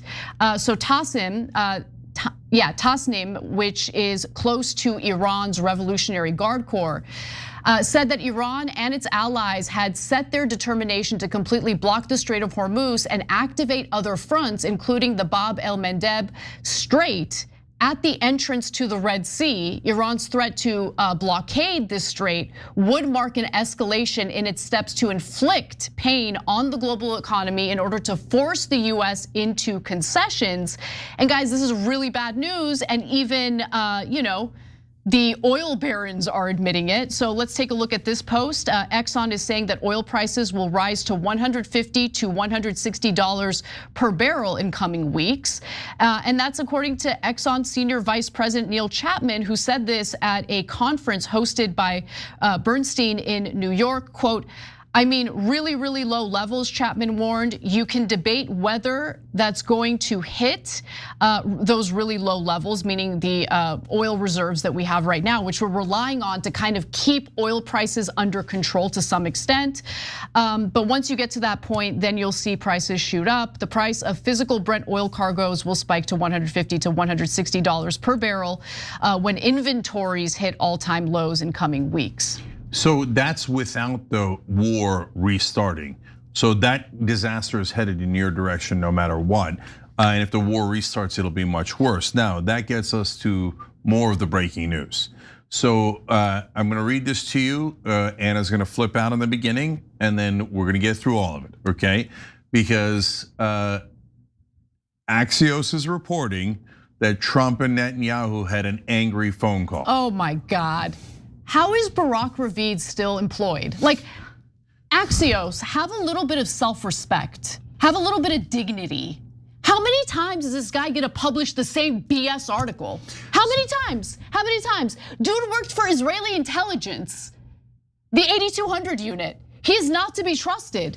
Okay, so now he's an agent of the Israelis, moonlighting as a journalist. So we don't know. Hilarious. That. No, we do know that. We don't know that. I know that. Okay, so now I'm going to tell you what Axios is reporting, but then we're going to quickly get to reality, which is what Trump has said publicly and what Netanyahu has said publicly just a little while ago, okay? So Axios says that Trump accused Netanyahu of having ingratitude and that he was crazy. And then they have this quote, "You're effing," this is Trump, what Trump allegedly told Netanyahu, "You're effing crazy. You'd be in prison if it weren't for me. I'm saving your ass. Everyone hates you now. Everybody hates Israel because of this." Okay. Well, that part's true. That part is true. And the reason why I say we don't know that is because, look, Axios is writing down the things that certainly Americans are thinking. I don't know if they're putting it in Trump's mouth, but if they are, that certainly doesn't help Israel's cause. But apparently, if you're there to be believed, Trump was livid at what Netanyahu is doing in Lebanon because it is actively destroying any chance at peace. So then Trump put out a statement publicly saying, "I had a conversation with Bibi Netanyahu today asking him not to go into a major raid of Beirut, Lebanon." So he wrote, he turned his troops around. Thank you, Bibi. I also had a conversation with the representatives of the leaders of Hezbollah, and they agreed to stop shooting at Israel and its soldiers. Likewise, Israel agreed to stop shooting at them. Let's see how long that lasts. Hopefully it will be for eternity, and he writes it in caps. Hezbollah has said that they've had no communication with Trump whatsoever. But at the same time, the government of Lebanon says Hezbollah is willing to do a ceasefire. And to be fair to Hezbollah, they did not violate the last ceasefire. Israel violated it 1,000 times, and I'm being literal about that. But so Hezbollah and Iran have said they're ready for peace many times, right? Including now. So what was Israel's reaction? Netanyahu immediately went on tape. After Trump said, "I told Netanyahu not to attack Lebanon," and he agreed. Netanyahu said, quote, "Tonight I spoke with President Trump and told him that if Hezbollah does not cease attacking our cities and citizens, Israel will attack terror targets in Beirut." Beirut is the capital of Lebanon and is civilian areas. And so does Hezbollah attack Israeli cities? Etc. as he's talking about? No, at this point, they're mainly focused on protecting southern Lebanon, which Israel is invading. Netanyahu is saying it as if Hezbollah is invading Israel. No, Israel is invading Lebanon. Hezbollah at this point is doing self-defense. And if you say they don't have a right to defend themselves and they should just let their citizens be slaughtered by the Israelis, you're an immoral person. And totally and utterly irrational. But more important to the point of what's going to happen next, last thing that Netanyahu said was, "This stance of ours remains unchanged. In parallel, the IDF will continue to operate as planned in southern Lebanon." So that is Netanyahu's slapping Trump across the face and saying, "You're not the boss of me, I'm the boss of you. I will keep attacking Lebanon, I will destroy this peace deal, and there's nothing you're gonna do about it. Instead, you're gonna serve me and go back into the war." Because guys, if that's not true, if what I'm saying is hyperbolic or Israel doesn't have much influence at all on Trump or our government, the answer to this is super simple. Trump goes and makes a deal with the Iranians and says, open up the Strait of Hormuz, take out the nuclear enrichment, and we'll lift our blockade and we'll go home, right? All we cared about was the enrichment and the Strait of Hormuz. So the rest, Lebanon, the proxies, all of Israel's interests, that's their business, that's not our business. So if Israel wants to continue the war with Iran, have at it, Hoss. I'm not in favor of it, I want peace. But if you want to keep attacking Lebanon, you want to keep attacking Iran, that's between you and Iran, you and Lebanon. We here in America have absolutely nothing to do with it. We should not engage our military in it, and we should not use a single American taxpayer dollar to help Israel declare war on all of its neighbors, to steal their land, which is now indisputably true.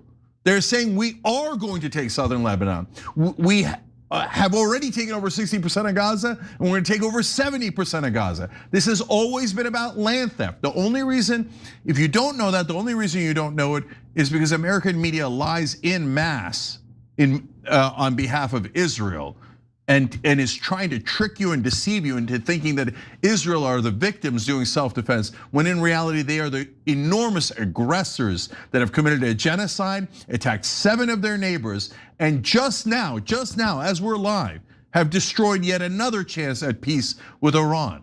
And they say, if we're at war, you have no sovereignty at all, America. You will do as you are ordered, and you will go back into the war. Now you're gonna get to see with your own eyes. Does Trump go, well, then I'm done with you. I'm making a peace deal with Iran and you're on your own? Or does he go, yes, sir, sorry, sir, I'm so sorry. No matter what Barack Ravid reports about how angry Trump is and he's gonna do this or that, the only thing that matters is action. What do you do? So if Trump does a peace deal, great. If he doesn't do a peace deal and he goes back into the war, Israel 100% controls this country, and any other country can ban me and any other country can kiss my ass. But I'm gonna keep on telling the truth here because that is indisputably true. Yeah, well, I hope the UK enjoys their high gas prices. For now, we're gonna take a quick break. When we come back, I'm gonna give you some more detail about the war crimes committed against the Lebanese people by the Israelis. We'll be right back.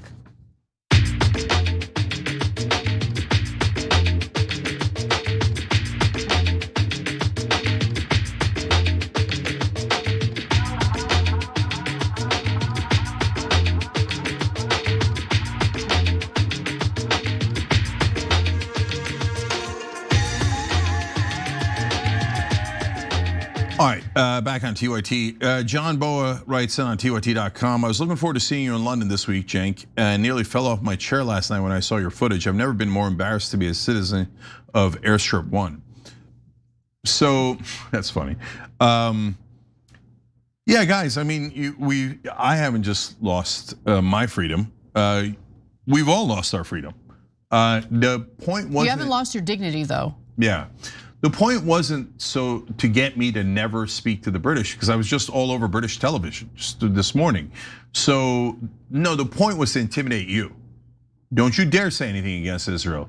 Otherwise, you'll have significant ramifications in your personal life. You will be damaged by the United Kingdom on behalf of Israel, but don't you dare say that they control or even influence us. We just independently love Israel more than every other nation on earth, and will try to destroy your life if you oppose them. Oh, I'm sure it's a coincidence. Wedge says, other than the TYT community, I don't have a lot of faith in my fellow humans. I hear you, but no, I still have plenty of faith. The people in charge of the problem. Chanty says, it would be interesting to compare how many people from the Epstein files are banned from the UK versus Cenk and Hasan. There are probably more, that my family probably has more people banned from the UK than Epstein clients. And no, but it's all a coincidence. It's all a coincidence. It has nothing to do with Israel. No Crass says, this is just what George Orwell predicted in 1984, doublethink at its finest. And Orwell said their most essential command will be to ignore the evidence of your eyes and ears. And that's exactly what they've done.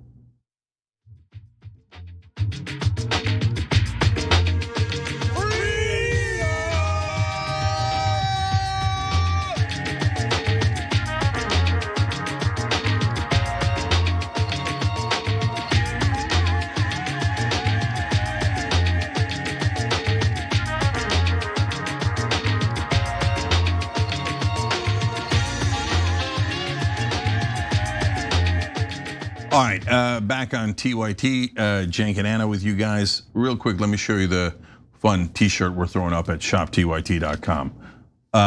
So I think we've got that. So do we have it? All right, we'll show it to you later. Don't worry about it. Let's do more news here and then we'll come back to it. All right. So efforts to get the war ended between the United States and Iran have been destroyed by the Israelis, who refuse to stop attacking Lebanon. In fact, Iran's news agency Tasnim said that Iran wants an immediate cessation of Israel's military operations in Gaza and Lebanon.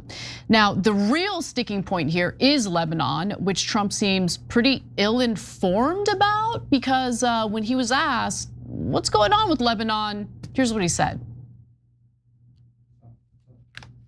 I also asked him about Netanyahu and the Israelis. I asked, it seems to be that the Iranians are saying they're not going to negotiate until Israel stops attacking in Lebanon. Have you talked to Netanyahu about it? I asked the president. He said, this is about 40 minutes ago. He said, no, but I'm going to ask him what's going on with Lebanon. They've been fighting for a long time. Now, since our call, just in the past couple of minutes, we've seen a report on Reuters that crossed the wires a short time ago, suggesting that the president has now called Netanyahu to discuss that. But at the time that he and I spoke, he suggested that, in fact, they had not talked yet. Yeah, I gotta hit Bibi up and ask him, what's going on with Lebanon, man? What's going on with Lebanon? That's the president of the United States, okay? The guy who's shelling out billions of dollars to Israel so they can carry out their slaughter in not just Gaza, but also Lebanon. Okay, so following his call with Netanyahu, Trump posted on Truth Social, I had a very productive call with Prime Minister Bibi Netanyahu of Israel, and there will be no troops going to Beirut, and any troops that are on their way have already been turned back. Likewise, through highly placed representatives. I had a very good call with Hezbollah, by the way. Hezbollah denies this, and they agreed that all shooting will stop, that Israel will not attack them, and they will not attack Israel. And then he says President Donald Trump. Okay, great. So Cenk, immediately after he puts out that statement, Netanyahu puts out a statement of his own. What did that statement read? Tonight, I spoke with President Trump and told him that if Hezbollah does not cease attacking our cities and citizens, Israel will attack terror targets in Beirut. This stance of ours remains unchanged. In parallel, the IDF will continue to operate as planned in southern Lebanon. So he says the plans are unchanged, not, because Hezbollah did this, we're going to do that. He says we are going to continue doing exactly what we were doing, which is invading and taking southern Lebanon. So in other words, that's an open-handed slap to Donald Trump, saying Trump is lying. I'm not going to listen to him. I'm never going to do peace. I'm going to keep attacking the civilians in their capital in Beirut. So your president is weak and impotent, and I run the country. That's right. That's right. That's a good way of summing it up. And so what are the Israelis actually up to in Lebanon? Is this really about fighting Hezbollah, or is there something else afoot? Well, let me read a direct statement from Itamar Ben-Gvir, right? One of the top politicians, most influential politicians in Israel. He debuted his plans for Beirut. Here's what he said, quote, "We say in all honesty, the suburbs of Beirut need to be flattened." Israelis are really good at that, as we've learned. They need to be flattened. I oppose the previous ceasefire, and today I'm also saying the suburbs must be flattened. The Israeli army is doing its job. What really hurts them in the suburbs, he says, we need to target them, flatten them, and completely destroy them. Again, flatten the suburbs. Hezbollah is in the suburbs. I'm sure there are monsters and boogeymen everywhere to justify your slaughter campaigns and your destruction of civilian infrastructure and residential property. That's why we have to eliminate Hezbollah's presence in the suburbs, right? So I guess Hamas was in every single building imaginable in Gaza where that enclave has been completely flattened, right? But anyway, today Ben-Gvir also told Netanyahu to push back on any demands by President Trump to end the bloodshed in Lebanon like a true terrorist would. And over the weekend, Israel seized Lebanon's Beaufort Castle. There's no Hezbollah there. I should be very clear about that. They sent mandatory evacuation orders to now roughly 20% of Lebanon's population, including in Beirut. Ethnic cleansing. Yeah, you'll love this. You'll get a little chuckle out of this, Cenk. France, Germany, and the UK condemned Israel's push further into Lebanon. So what, they just taking southern Lebanon's enough? They're anti-Semites, right? The UK condemned Israel trying to take more land in Lebanon. How dare you? I now ban the entire UK government. How dare you, even slightly criticize Israel's land theft? So just a little more, Cenk. Let's take a look at this footage because I want you to see what Israel has done in Lebanon. So you're looking at the aftermath of Israeli strikes in Tyre. So 3 residential buildings, by the way, were completely demolished with many civilians trapped inside. You're looking at footage inside a hospital that was targeted as well. As usual. Of course, as usual. This is the Jabal Amel hospital that was wrecked. Hundreds hundreds of emergency workers, medical workers have been targeted and killed in Lebanon. At least 6 people, by the way, died in the strikes that you're looking at right now. Over 20 were wounded, and those are just the casualties we know about. I'm sure the toll will rise. The intensive care unit suffered the most damage in this hospital, and it was crowded with patients as these strikes were taking place. Something else I want to show you, this is reported by DropSite and other news organizations. An Israeli drone strike on a motorcycle in South Lebanon killed a couple and left their young child wounded and bloodied and crying beside their bodies. So that's the kid in the yellow sitting up. And I saw the video. He's of course crying his eyes out, and he's looking at his dead parents, his dead parents who were slaughtered by the Israelis. And the Israelis have brag all the time about how good their technology is. So they knew who they were hitting. Oh, That's just a family with a kid in the back, and they're like, oh yeah, let's murder the entire family. And then they'll say, and the American media, like dogs, will repeat, oh, they don't intend to hit civilians. They've just made 76,000 mistakes in Gaza, and now they've made over 3,000 mistakes in Lebanon. Golly gee, did we murder your kids? Oh, well, you're not allowed to say it. We're allowed to murder your kids, but you're not allowed to accurately report that we murdered your kids. In that case, the kids survived, his parents were dead, but that's because the terrorists tried to murder everyone. Oh, the kid was left alive. I'm surprised they didn't do a double tap, which is another Israeli specialty, because they're terrorists and it's super obvious, unless you're brainwashed by the American media that works for Israel. And just to give you an update on the death toll since March 2nd. So March 2nd wasn't that long ago. 3,433 civilians killed, 10,395 wounded in Israeli attacks on Lebanon, again, since March 2nd. Israel has killed over 1,000 people per month in a country smaller than the state of Connecticut. And guess what?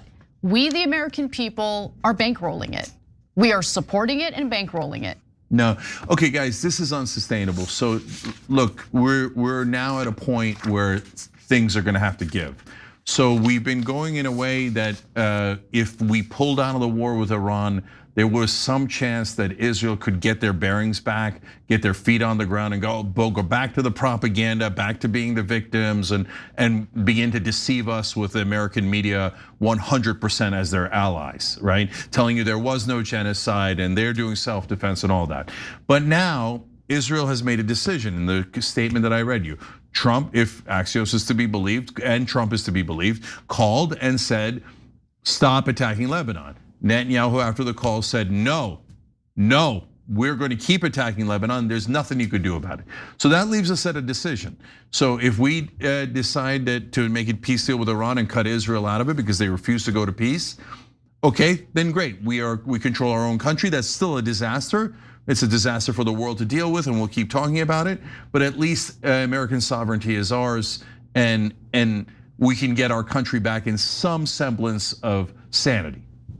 But if because Israel said, shut up, America, you're gonna go back into the war, and we go back into the war, which is I have at about 98% chance, what's going to happen is that we're gonna get to a point where the American people are gonna say, no, that's it. And the Western citizens all across Europe, etc. We've had enough of you guys. We have eyes and ears. You can lie to us 24/7, and you do. All of our media lies to us all the time. But I saw Gaza, I see Lebanon, I see that kid crying about his dead parents. I've seen now 23,000 dead kids in Gaza. And you keep telling me that it was necessary to murder their kids. It's not necessary, and it's definitely not necessary for us to pay for this slaughterhouse that Israel is doing throughout the Middle East. So I think that there's going to be a rebellion in this country. So our politicians are the most disgustingly corrupt people on the planet. It doesn't matter. Israel can go and kill half of Lebanon, and if we don't put pressure on them, all of us as American citizens, the Republicans and the Democrats will be like, attaboy, here's $20 billion more, here's 30 billion, here's 100 billion. Keep murdering, as long as they get their legalized bribes. So this is not at all complicated. So if you're working American media, let me speak slowly so a moron like you can understand it.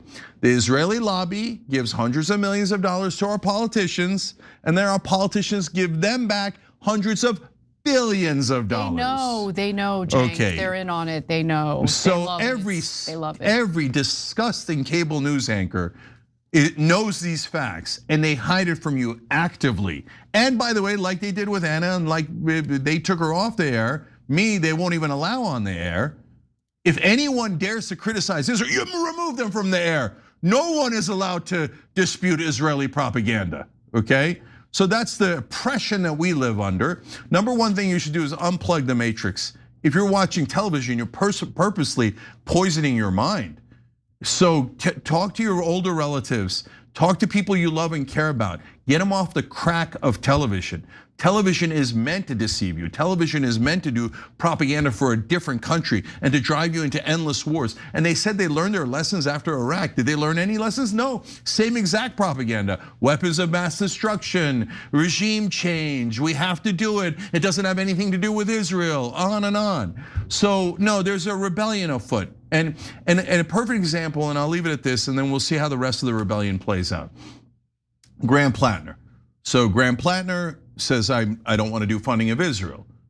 The entire American national media, Republicans, and we're not going to get to it today, but and Democrats come out on cable news and go, Graham Platner must be destroyed. Here's the real problem. And then you got Democrats arguing for Republican Susan Collins, the person they said my whole life, it's so important to defeat Susan Collins. And the minute the Democrat in the race doesn't support funding Israel, they're like, no, Susan Collins is a god. Make sure you vote for the Republican and not the Democrat, says the guys who said vote blue no matter who. They're like, unless they don't support Israel, right?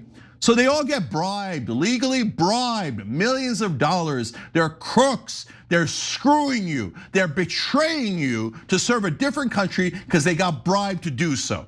And the American media is the ones who are deceiving you so that you never find out how badly corrupt your politicians are. So you need a rebellion, not a physical one, not a violent one, but a political rebellion is absolutely necessary. If we don't do it, we'll be ruled by Israel for the rest of our lives, and freedom will be gone, and all of our money will be taken to give to a bunch of fascists who murder everyone around them to steal their land.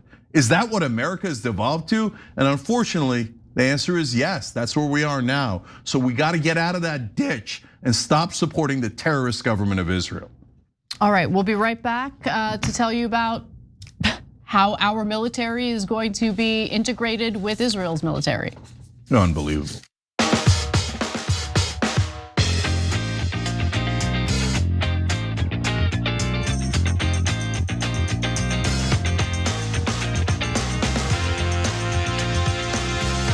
All right, back on TYT. Let's go to Rex Dane. It's a little bit of a longer comment from a member on our website, but it's important. He says, hi, Cenk, I'm a British citizen living in London. I've been a TYT viewer since 2014.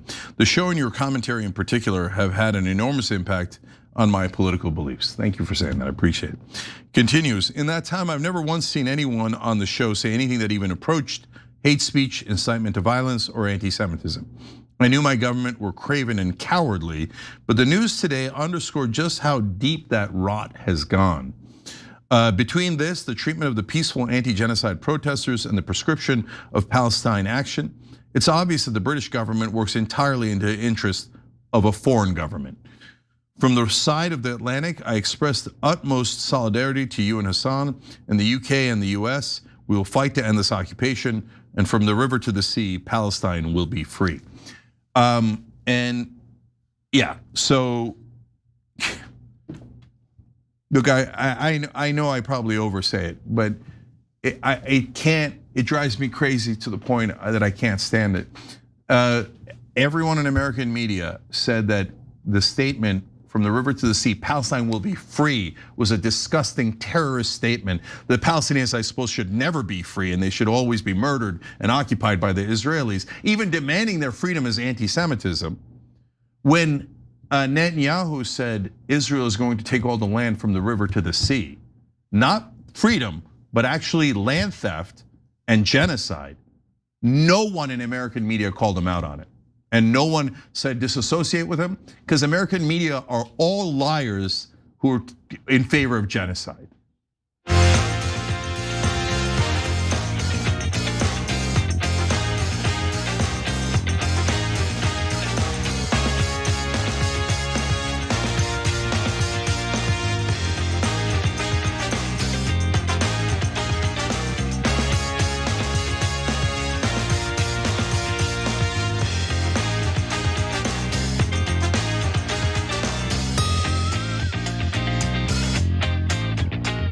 All right, guys, a couple of things. Finally, the shirt. This is on shoptyt.com, banned in the UK. So check that out. From the most dangerous family in the history of the British Empire, shoptyt.com. All right, I want to tell you about one of our sponsors because it's really important, ChiliPad 2.0 by Sleep Me. Certainly, there's good reasons to lose sleep these days. So how do you fix it? Your bed temperature. I'm recommending ChiliPad 2.0 by Sleep Me, the water-based mattress topper that actively controls your bed temperature from 55 to 115 degrees all night long. No new mattress, no renovation. It actively cools using just water. ChiliPad actually pulls heat away from your body for precise, consistent comfort. And getting the best sleep environment under control can change everything for you. So www.sleep.me/TYT. Get you up to $255 off your ChiliPad 2.0 with code TYT. That's www.sleep.me/TYT. Free shipping, free returns, and a 30-night trial so you can test it out. All right, Anna, more news. All right. Well, even though 6 out of 10 Americans now hold an unfavorable view of Israel, it looks like the House is moving toward integrating Israel's military with our own, which would be a disaster. And it seems like the point here is to further conceal the amount of support and military aid the United States provides to Israel to carry out their border expansion project. Cenk, your 2 cents. Exactly. So we're going to explain in this video here what the integration means. What does it mean to merge the US and Israeli military? I mean, it sounds so absurd when you say it out loud. And that is what they're planning to do now, our deeply disgusting, corrupt government.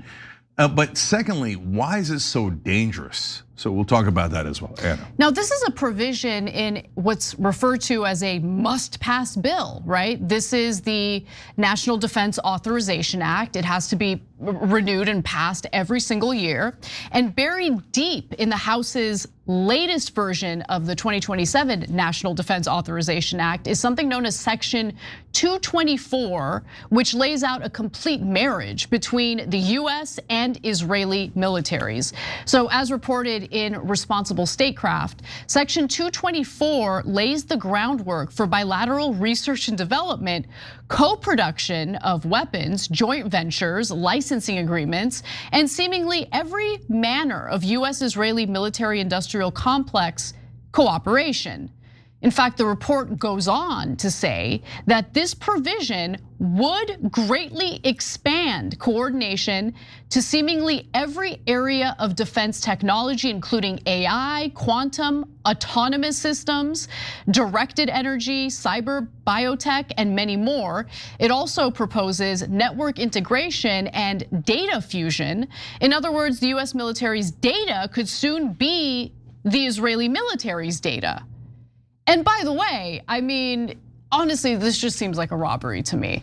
Like we're already providing tens of billions of dollars for Israel's current slaughter campaigns, on top of the $4 billion we were already giving them each year as part of the MOU that was signed in 2016 under the Obama administration.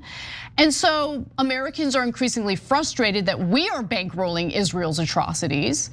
And so this is a way of ensuring that the money that's allocated for our military just just goes to the Israeli military as well. Yep. So guys, what happened is the Israelis got caught, right? And so one of the most effective points against the Israelis has been, why are we paying for all this? So they've now done two different strategies to get around that.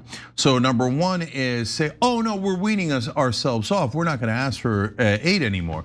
Now, that's actually not the full story. Netanyahu in that same exact statement said, so we're only gonna ask for 10 more years of aid. But that's not weaning yourself off. That's a whole nother decade of aid. And by the way, once they get to the 9th year, guess what they're gonna say? Oh, situation has changed and we're under attack and we have to do self-defense. You have to give us another 100 years, right? So no, that's an utter lie. And by the way, American media did not tell you the second part of the sentence. They might have buried it in the 17th paragraph, but the headlines were, Israel doesn't want any more money. Paragraph 27, except for another 10 years, which is 40 to 100 billion dollars. Now, the second strategy is this. Oh, we are not taking money anymore, wink. Instead, we're just gonna take your whole military. We're going to do, look at what they're saying, network integration. Insane. That means they're going to embed themselves inside our networks. Then we can't ever get them out. And by the way, that also makes that's the reason why they want to do it. In the old days, they had to bother stealing our nuclear secrets. And that was Robert Maxwell, Ghislaine Maxwell's dad. They had to bother stealing all of our top secrets. That was Jonathan Pollard. Now they don't have to bother. They're going to get integrated into our network. They're going to take all of our secrets, including AI. So that means whatever dangerous AI program we've got in our military, Israel will have in their military. And then God knows what the Israelis do with that kind of technology. And then if that wasn't enough, data fusion. So all of our data will be fused together, so then you can't extract the Israelis from it. So they're coming to get the entire US military expertise, knowledge, systems, weapons, etc., under the guise of, we are not taking money anymore. And you know how many mainstream media outlets have covered this? As far as I can tell, zero. Because they don't find it controversial. They're like, Israelis taking over our military? Well, of course, only anti-Semites would disagree with that. And in Congress, look, guys, look, this can't pass. This has got to, we have to pass. It's gonna pass. We have to There's make no some hope. sort of stand on this. It can't pass. But at the same time, it can't not pass. Do you want to know the only two people in Congress that are publicly objecting right now? You'll never guess. Ro Khanna, Tom Massey. Okay, I need to understand where the F are the progressive members of the House. Where are they? So let's see how they I react get to this. AOC's keeping her powder dry. I see you, homegirl. I know you're looking forward to a presidential run, which I think is literally insane, okay? Can you do something for once in your life that actually matters? You know, in the position, this amazing position of power that you have. I mean, this woman will like literally breathe a little heavy and everyone wants to cover it in the media. So obviously she has the bully pulpit. How about you speak out? So look, the proof is in the pudding. So no matter what you think of the past, right now, this would totally integrate Israel into our military in a way that we cannot extract them from. It's a disaster. It is unacceptable. There is no progressive who thinks this is acceptable. So, and all of the shows that disagree on all these other things, right? That disagree with us, that we this, that, the other thing. Everyone agrees on this. You can't integrate them. We'll never get them out of our lives. And there's a way of stealing all of our military spending without doing any of the spending. Israel will just take it all, right? So if people, and guys, it's not just a matter of how you vote. It's easy to hide in a cave and vote the right way when you know you're going to lose the vote. The question is, are you going to fight? Are you going to come out and say, hell no? And Anna's absolutely right. When AOC sneezes, the entire press covers it. 100%. So if she chooses not to fight on this, that is a super active choice. Dude, and that is true of Greg Casar, who's the head of the Progressive Caucus. That's true of everyone in Congress. All of them. Jayapal, et cetera, every one of them, right? If they choose not to fight on this, not just the Democratic establishment, but that will mean that everyone outside of Roe, because Roe's already on the board, but anyone who's on the board, great, we'll show you, right? Outside of those few people, that means they're all useless and they're never gonna fight for you. If you don't fight on this, that means that's a core betrayal. You'll never fight for us. But why would they even hesitate? This is I don't get it. Approximately 100% of Democrats agree with us on this. So the reason they hesitate, of Democratic voters. The reason they hesitate is because they know mainstream media is on the side of the Israelis. So if you oppose the Israelis, all of a sudden you're gonna get negative press. And my guess is folks like AOC think, well, I don't want any negative press. I'm gonna run for higher office. I need mainstream media to love me. So if I oppose Israel, they won't love me. So you know what? I'll vote the right way, so then I'll go, ha, you can't criticize me most of the time. No.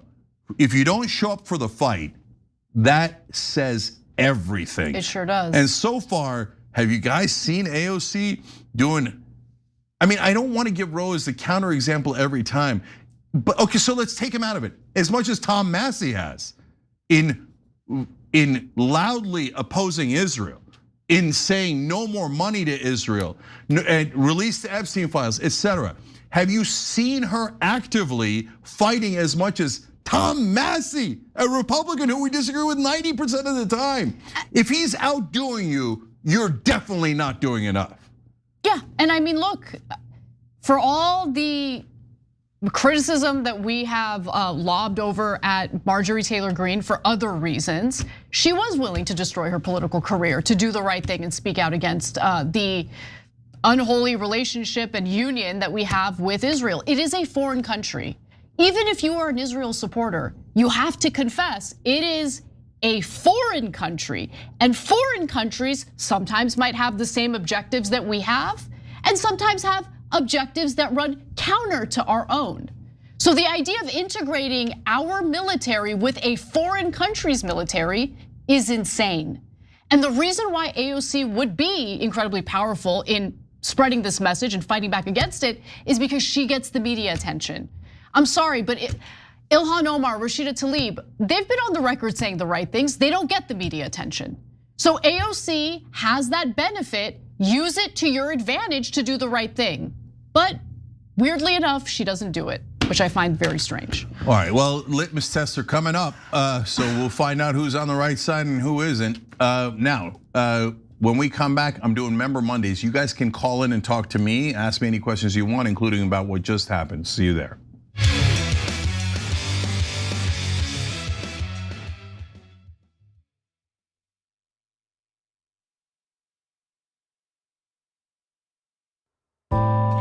Hey, do you want to participate in Member Mondays and have live on-air conversations with Cenk? Well, if you're a TYT member, you can. And that applies whether you're on tyt.com or YouTube or Twitch. Just go to this website, tyt.com/call. If you're not a member on YouTube, Twitch, or tyt.com, well, you can sign up on tyt.com right here. Otherwise, if you're already a member somewhere, click instructions. Now scroll down. And the first thing you'll see is that you need Discord. What is Discord? Discord is basically a messaging app for internet communities. It has all these different channels where you can send messages or even hop on voice calls and talk to people. We have what's called our own Discord server. And the first step is to download Discord.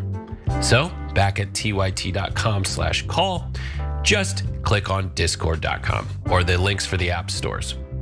But if you're on desktop, you just click download, and then it'll download over here. Click on the link and you'll download and install Discord. It'll look something like this. Now you need to get the TYT Discord server. So at tyt.com/call, you'll see there's a direct link toward it. Click on TYT's Discord channel. And it'll take you right here. Bingo, bango, welcome. You'll see all the values and policies and everything. Now, you need to connect your subscription to Discord so Discord knows you are a member someplace on the internet. If you're on YouTube or Twitch, just click user settings in this little gear wheel. Then in the menu, find where it says connections. Once you clicked on connections, click this little view more button and you'll see YouTube and Twitch. If you're a YouTube member, click the YouTube icon. If you're a Twitch member, click the Twitch icon. Once you click, it'll open a login window and just select the email address that you use for your paid membership on YouTube or Twitch. Once you've logged in successfully, it'll give you a little message that says it's connected. At that point, you'll probably have to close Discord and reopen it, but you will see here that you are connected on Twitch or YouTube. If you're a TYT.com member, it's slightly different, but it's still very easy. If you're a TYT.com member, just scroll through the channels till you see the Verify Me channel. Click on that and enter the username that you use on TYT.com.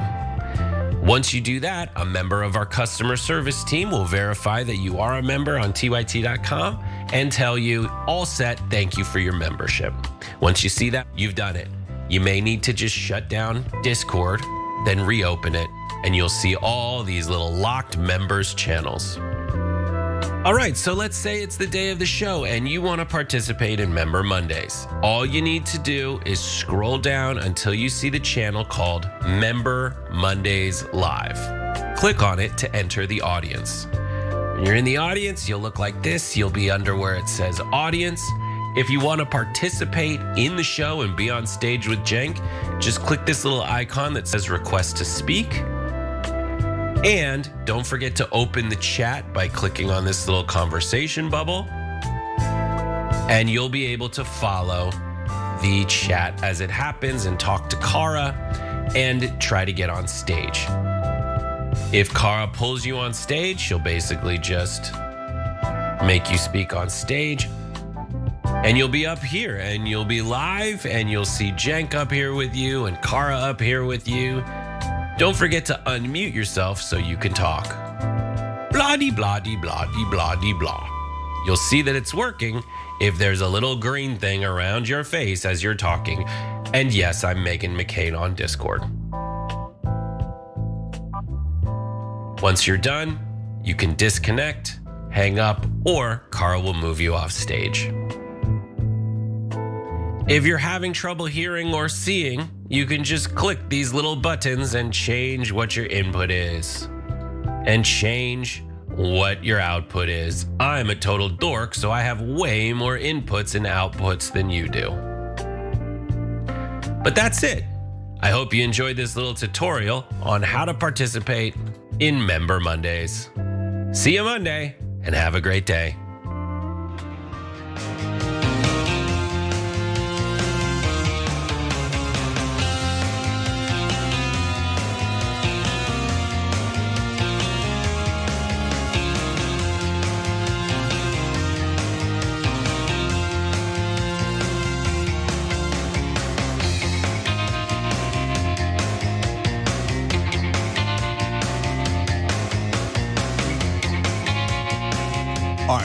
Welcome to Member Mondays, guys. I'm your host, Cenk Uygur. So obviously, we're in the news a little bit here because I got banned from the United Kingdom. So we're gonna take calls on everything, tyt.com/call. But if you wanna ask about that, it's no problem at all. You do have to be a member to call, but members, if you also have a second opportunity, when we go to members only episode in about half an hour, you'll be able to ask me anything at that point as well. And that's usually more of a free-for-all in the bonus episode for members. So you could become a member by hitting the join button below on YouTube or tyt.com/join. So we are doing a couple of things regarding the UK ban. One is a simple petition to say unban us. I mean, the least we could do, right? I don't know if it'll get big enough to affect their public opinion. I know. It seems that everyone is universally outraged by it, except of course Israel first. And they're like, yeah, obviously anyone who criticizes Israel should be banned and muzzled and never allowed into polite society or to countries, etc. And but we're not fascists, we're not authoritarians. No, you are. You're the people who support Israel banning and canceling and firing people are deeply fascistic, and they love fascism. They think that no one should be allowed to criticize Israel. And they'll say, well, I mean, you could kind of criticize Israel. You could say it's raining, but anything outside of that is a trope. How do you know what I'm going to say is a trope? Well, that's because I've got 385 tropes ready to go. So the minute you criticize it in any way, I'm going to pretend that it's anti-Semitism so I can keep murdering Palestinians and Lebanese and Iranian people and then blame you for it and blame them for it. So anyway, the petition is up on tyt.com/UK ban, tyt.com/UK ban. It's just to reverse the UK ban of me and Hasan. So we do have a fun shirt that we just came out with today. It does feel like a little punk rock here. Banned in the UK, me and Hasan there. Apparently we're a very dangerous family. We're outlaws and enemies of the crown. I don't know if they're gonna send James Bond after us or just Austin Powers. So far, I've got my money on Austin Powers. So that's certainly how they've acted. Okay, so I can tell you a lot more about what's happened, and I can give you details on some of the interviews I did in the UK this morning as well. But let me just start by taking your questions. So, Cara, who's up first? We have Jack from New Orleans. Hey, Jack. Hey, Cenk, this is Jack Callahan. You probably know me as Jack the 80s. But I wanted to let you know that I sent a letter to The Guardian this morning. They had a digital media article about you and Hasan, and I clapped back at him and wrote a very strong letter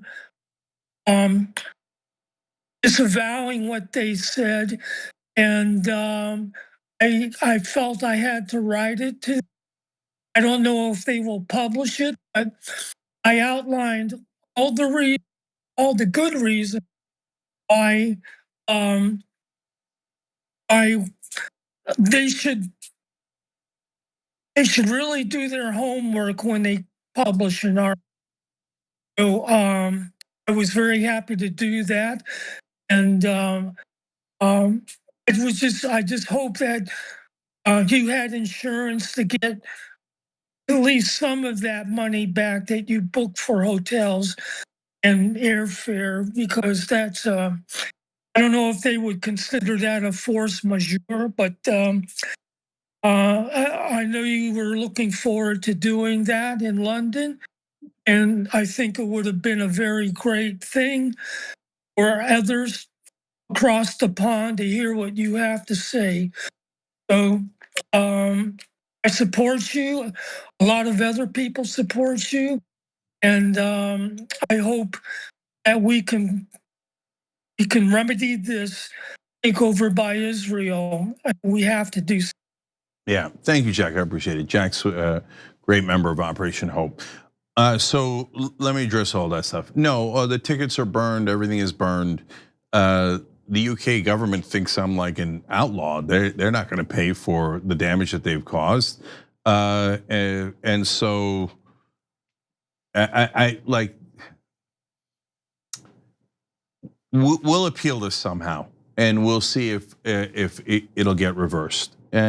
I think that if it doesn't get reversed, it's going to seem comical. It's going to seem absolutely absurd. So far, almost everyone has been critical of their actions. So I haven't seen the Guardian article. Guardian is normally a pretty good publication, but and I did an interview with them today for their podcast, so I have to check that out. There isn't a lot of, I didn't get a chance to read a lot of the articles, but let me talk about a couple of those since you brought that up. So in the media, like the only people who seem to have criticized us and not the British government are people who work in media. It's amazing. Like you go on social media and everybody's like, this is an absolute outrage. Left wing, right wing, independents, it doesn't matter. Everybody's like, what is this? What is it, Cenk's not anti-Semitic? That's the craziest thing I've ever heard. And now we can't even criticize Israel and we're gonna get banned from England and Great Britain. That's insanity, total insanity, right? the media articles are like, well, he's charged with anti-Semitism, so he must be an anti-Semite. Oh, well, I didn't say anything. I just wrote anti-Semite 200 times until I left you with the impression that he actually is an anti-Semite. Well, what is that? What are you guys doing?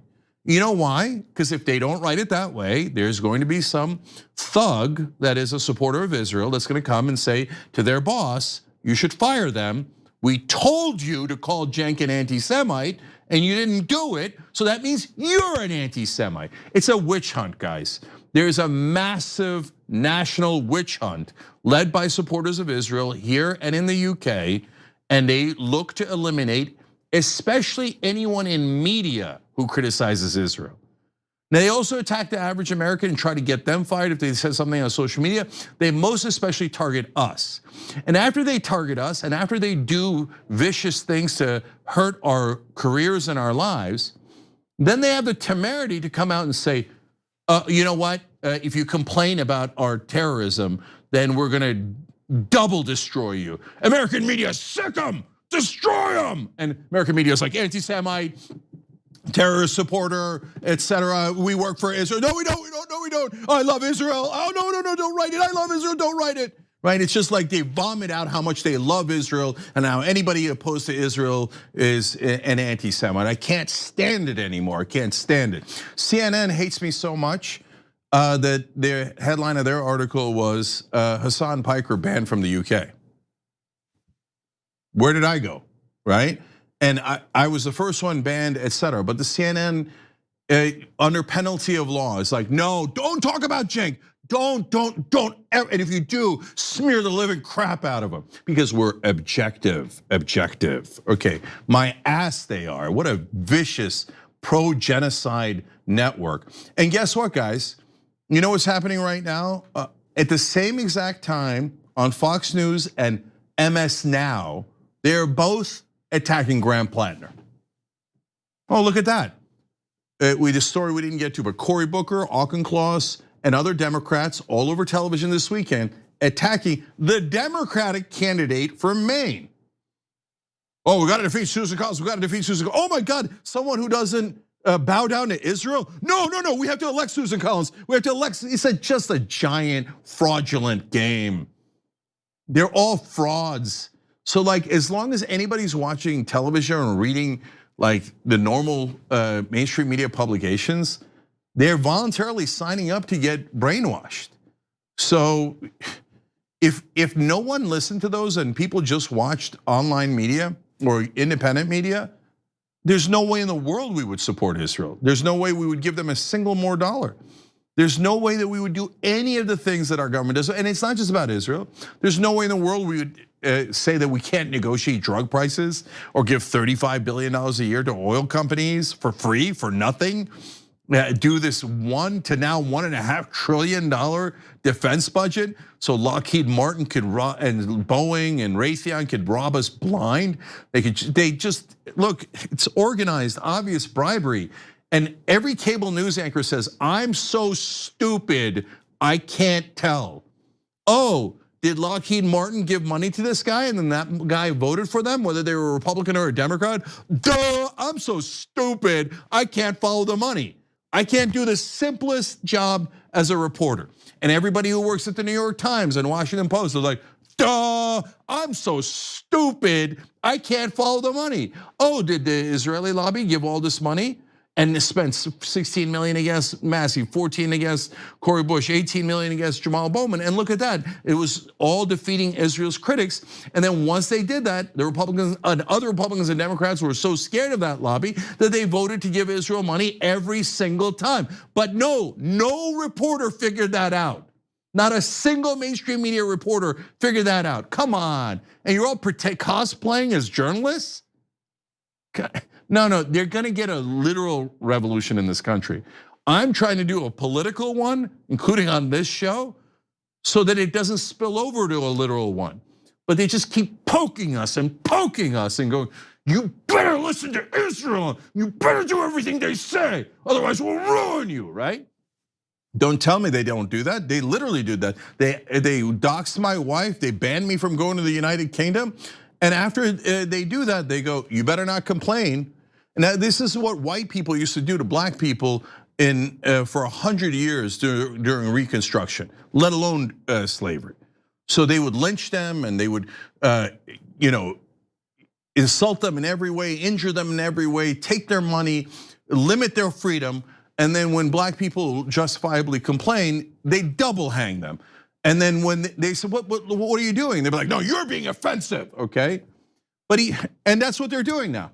So the Israel supporters are saying, we get to destroy you. But if you complain, we're gonna say that you're victimizing us, and we're gonna get every son of a bitch liar in mainstream media to write it like that. We're gonna get them all to lie and pretend there is no network of Israel supporters in this country that brutalize anyone that criticizes Israel. We're gonna lie on their behalf. And by the way, Jake Tapper, part of the reason I constantly say Jake Tapper is Jake Tapper has those guys on and retweets them. And it's like, oh yes, these terrorists are wonderful people and they have located anti-Semites. Let's give them the scarlet letter and destroy their lives. I'm an objective reporter on CNN, Jake Tapper says. Get the F out of here, man. So, okay, so yeah, the money's burned, can't go to the United Kingdom. The media is the only ones that are perverting the reality, but it doesn't matter. They could try to pervert it in every way that they can. I was all over online media today. I'm gonna be on Dave Smith's show tomorrow and many others. I was on Piers Morgan today, on The Guardian, on Middle East Eye, and so many others, Navarra, etc. And so we're getting the message out. And guys, look here, I'll say it to you first, and then I'm gonna take this both to our show and to other shows and see if we can get it to be something that's functional and real. We have to set up a network, and I don't mean like an own network. I mean an informal network of some of the top online shows like us and Rogan and Tucker and Megyn Kelly and Tim Dillon and Theo Vaughn and Charlemagne and Andrew Schultz and Breaking Points and others, okay? Left, right, middle. And we have to find a way to get information out to the American people without the filter, the disgusting, corrupted filter of traditional media. Traditional media that hates the average American, loves the elites, pretends to be so painfully stupid that they can't tell that all of our politicians are being bribed. Donald Trump got $317 million from the Adelsons. And our press is like, oh, does he work for Israel? Well, he says it. He says, I moved our embassy because of them. He says Miriam Adelson cares more about Israel. And our press is like, shh, shh, shh. They have no control. They have no influence. They have no influence. You're all anti-Semites. All Americans are anti-Semites. They scream into the television set every single day, pretending to be real reporters. All of television is theater. It's a play they put on you. So there's two ways you could look at it. Two things can be true at the same time, but as we talked about in Operation Joy and other places, in reality, of course, 4, 5, 6 different things can be true at the same time, right? There's a lot of ways to look at the same situation from different perspectives. And the job of the media is, the mainstream media, is to get you to see it not from your perspective or a rational or objective perspective, but to get you to see it from super rich and powerful people's perspective. So they take the news and sometimes they literally change the facts, but most of the time they don't change the actual facts, but they twist it around so you look at it from only their perspective. Now, we have to do tax cuts for the rich, otherwise you lose all your jobs. And you can't raise the minimum wage, you'll lose all your jobs. You can't get universal health care. How are you gonna afford that? You can't pay for it. Oh, and infinite war for Israel? No, I'm never gonna ask whether we can pay for it. Asking whether you can pay for it is anti-Semitic. Oh, I see, so you're not doing the news. You're trying to get us to see the world in a way that is beneficial to the wealthy and the powerful. And I'm not talking about Israel in that case. I'm talking about all of the lobbies, all of the donor class.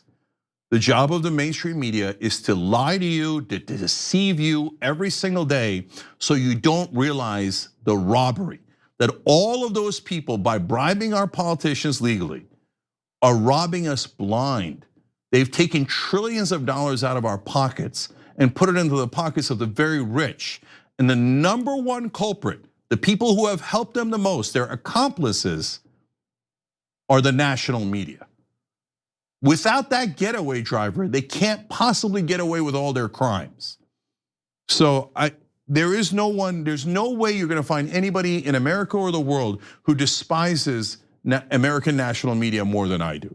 I think they are the worst of the worst, and they've allowed every crime to happen. They've cheerled every crime in this country, political crime, I mean, and they've cheerled all of the donor class. They've tried to manipulate all their audiences. They lie to them 24/7. So I couldn't be clearer. All right, let's go to the next caller. Sorry, I got worked up about that. All right, we have Alvaro from Hoffman Estates, Illinois, which is a suburb of Chicago. Hey, John, can you hear me? Yes. All right. Hey, this is my first time ever talking to you. I've been watching you since when I was 15, so I'm 26. So this is actually pretty cool. That's awesome. So I was the AOC. She's probably going to run for president, and the thing is that one of the most frustrating things is that she could be a force to be reckoned with if she just be more aggressive of said, Israel, Palestine. All she gotta do is more aggressive. She's being way too safe in a moment that she could be aggressive and she won't have any pushback. And the thing is, so I know you watch football. To me, she's like the Trevor Lawrence of football.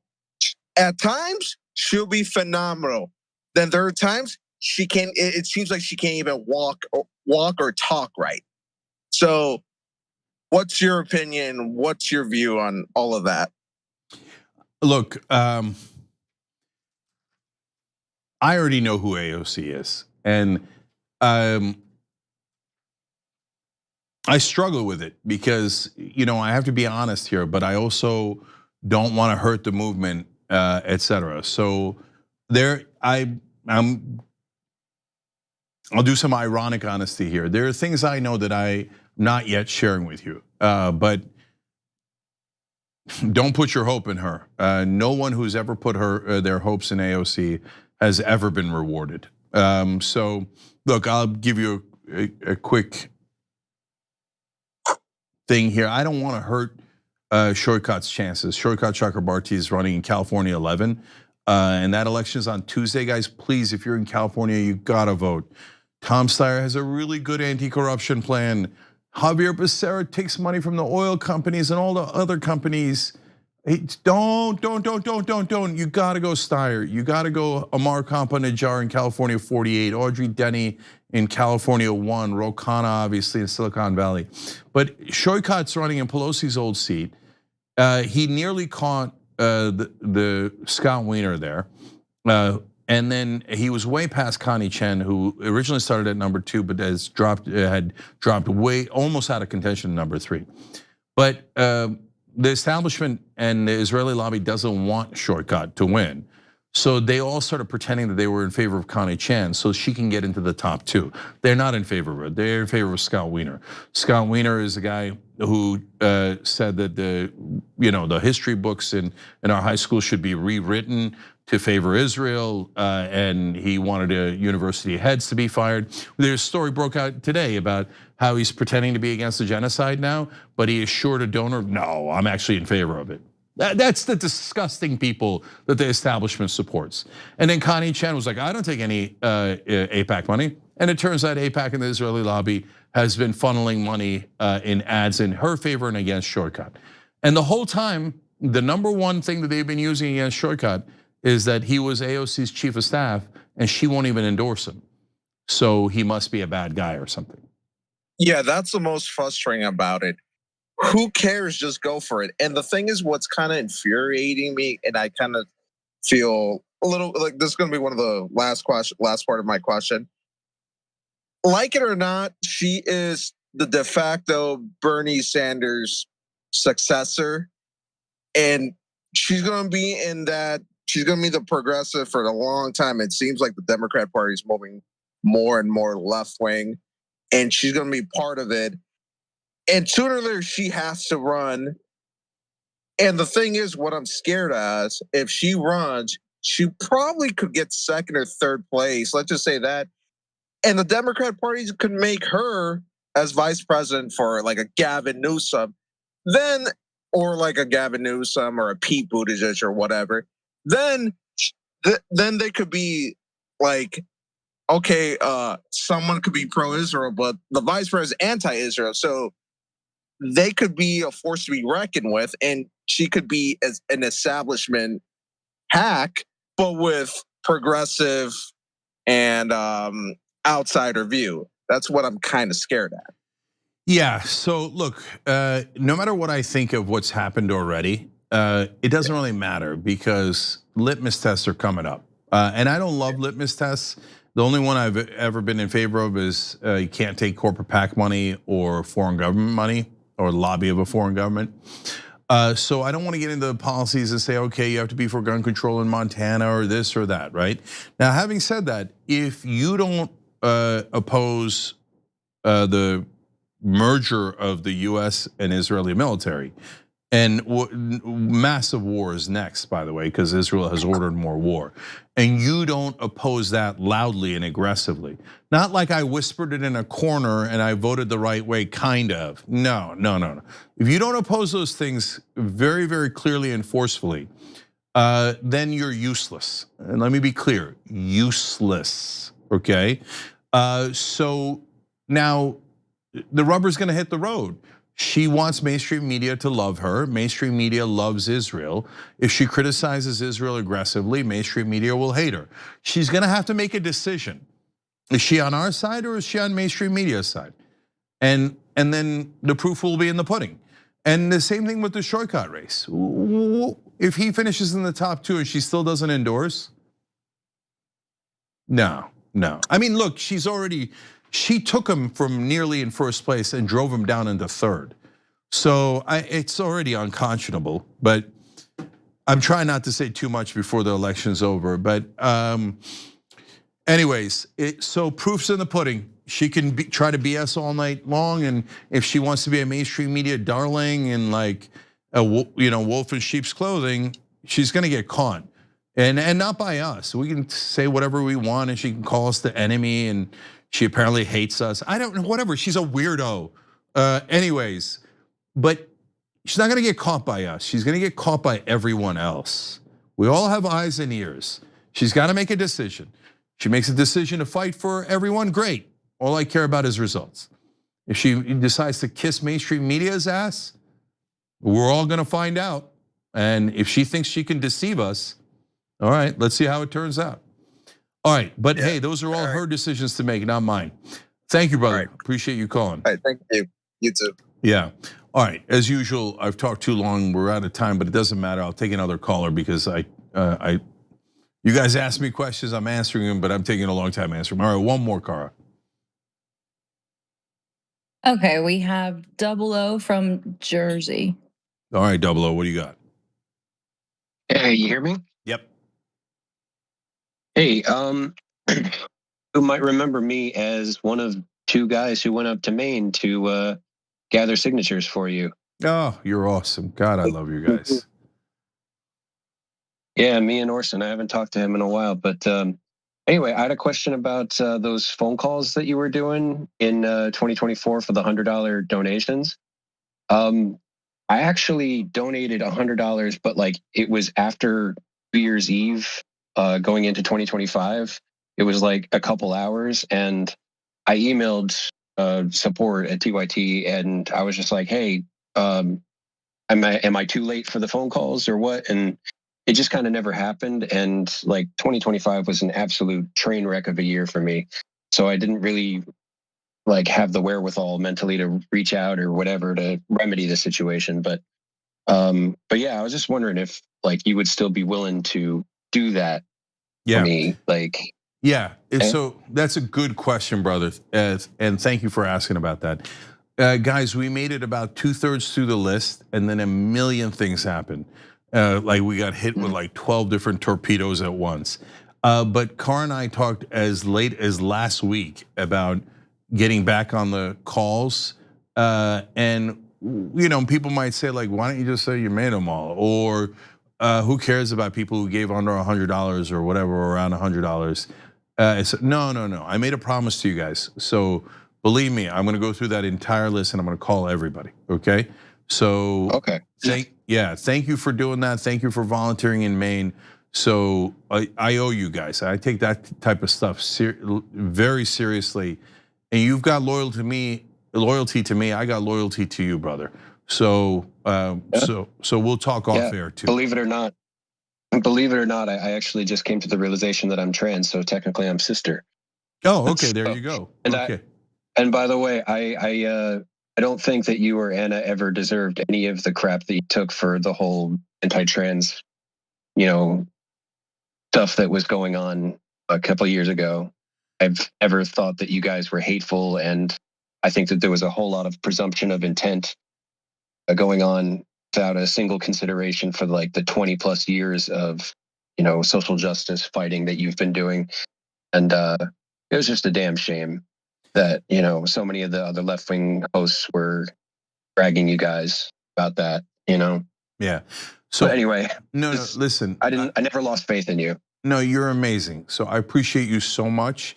Thank you for saying that. It really means a lot to me. And by the way, you saw the good news today. The court struck down banning trans people in the military.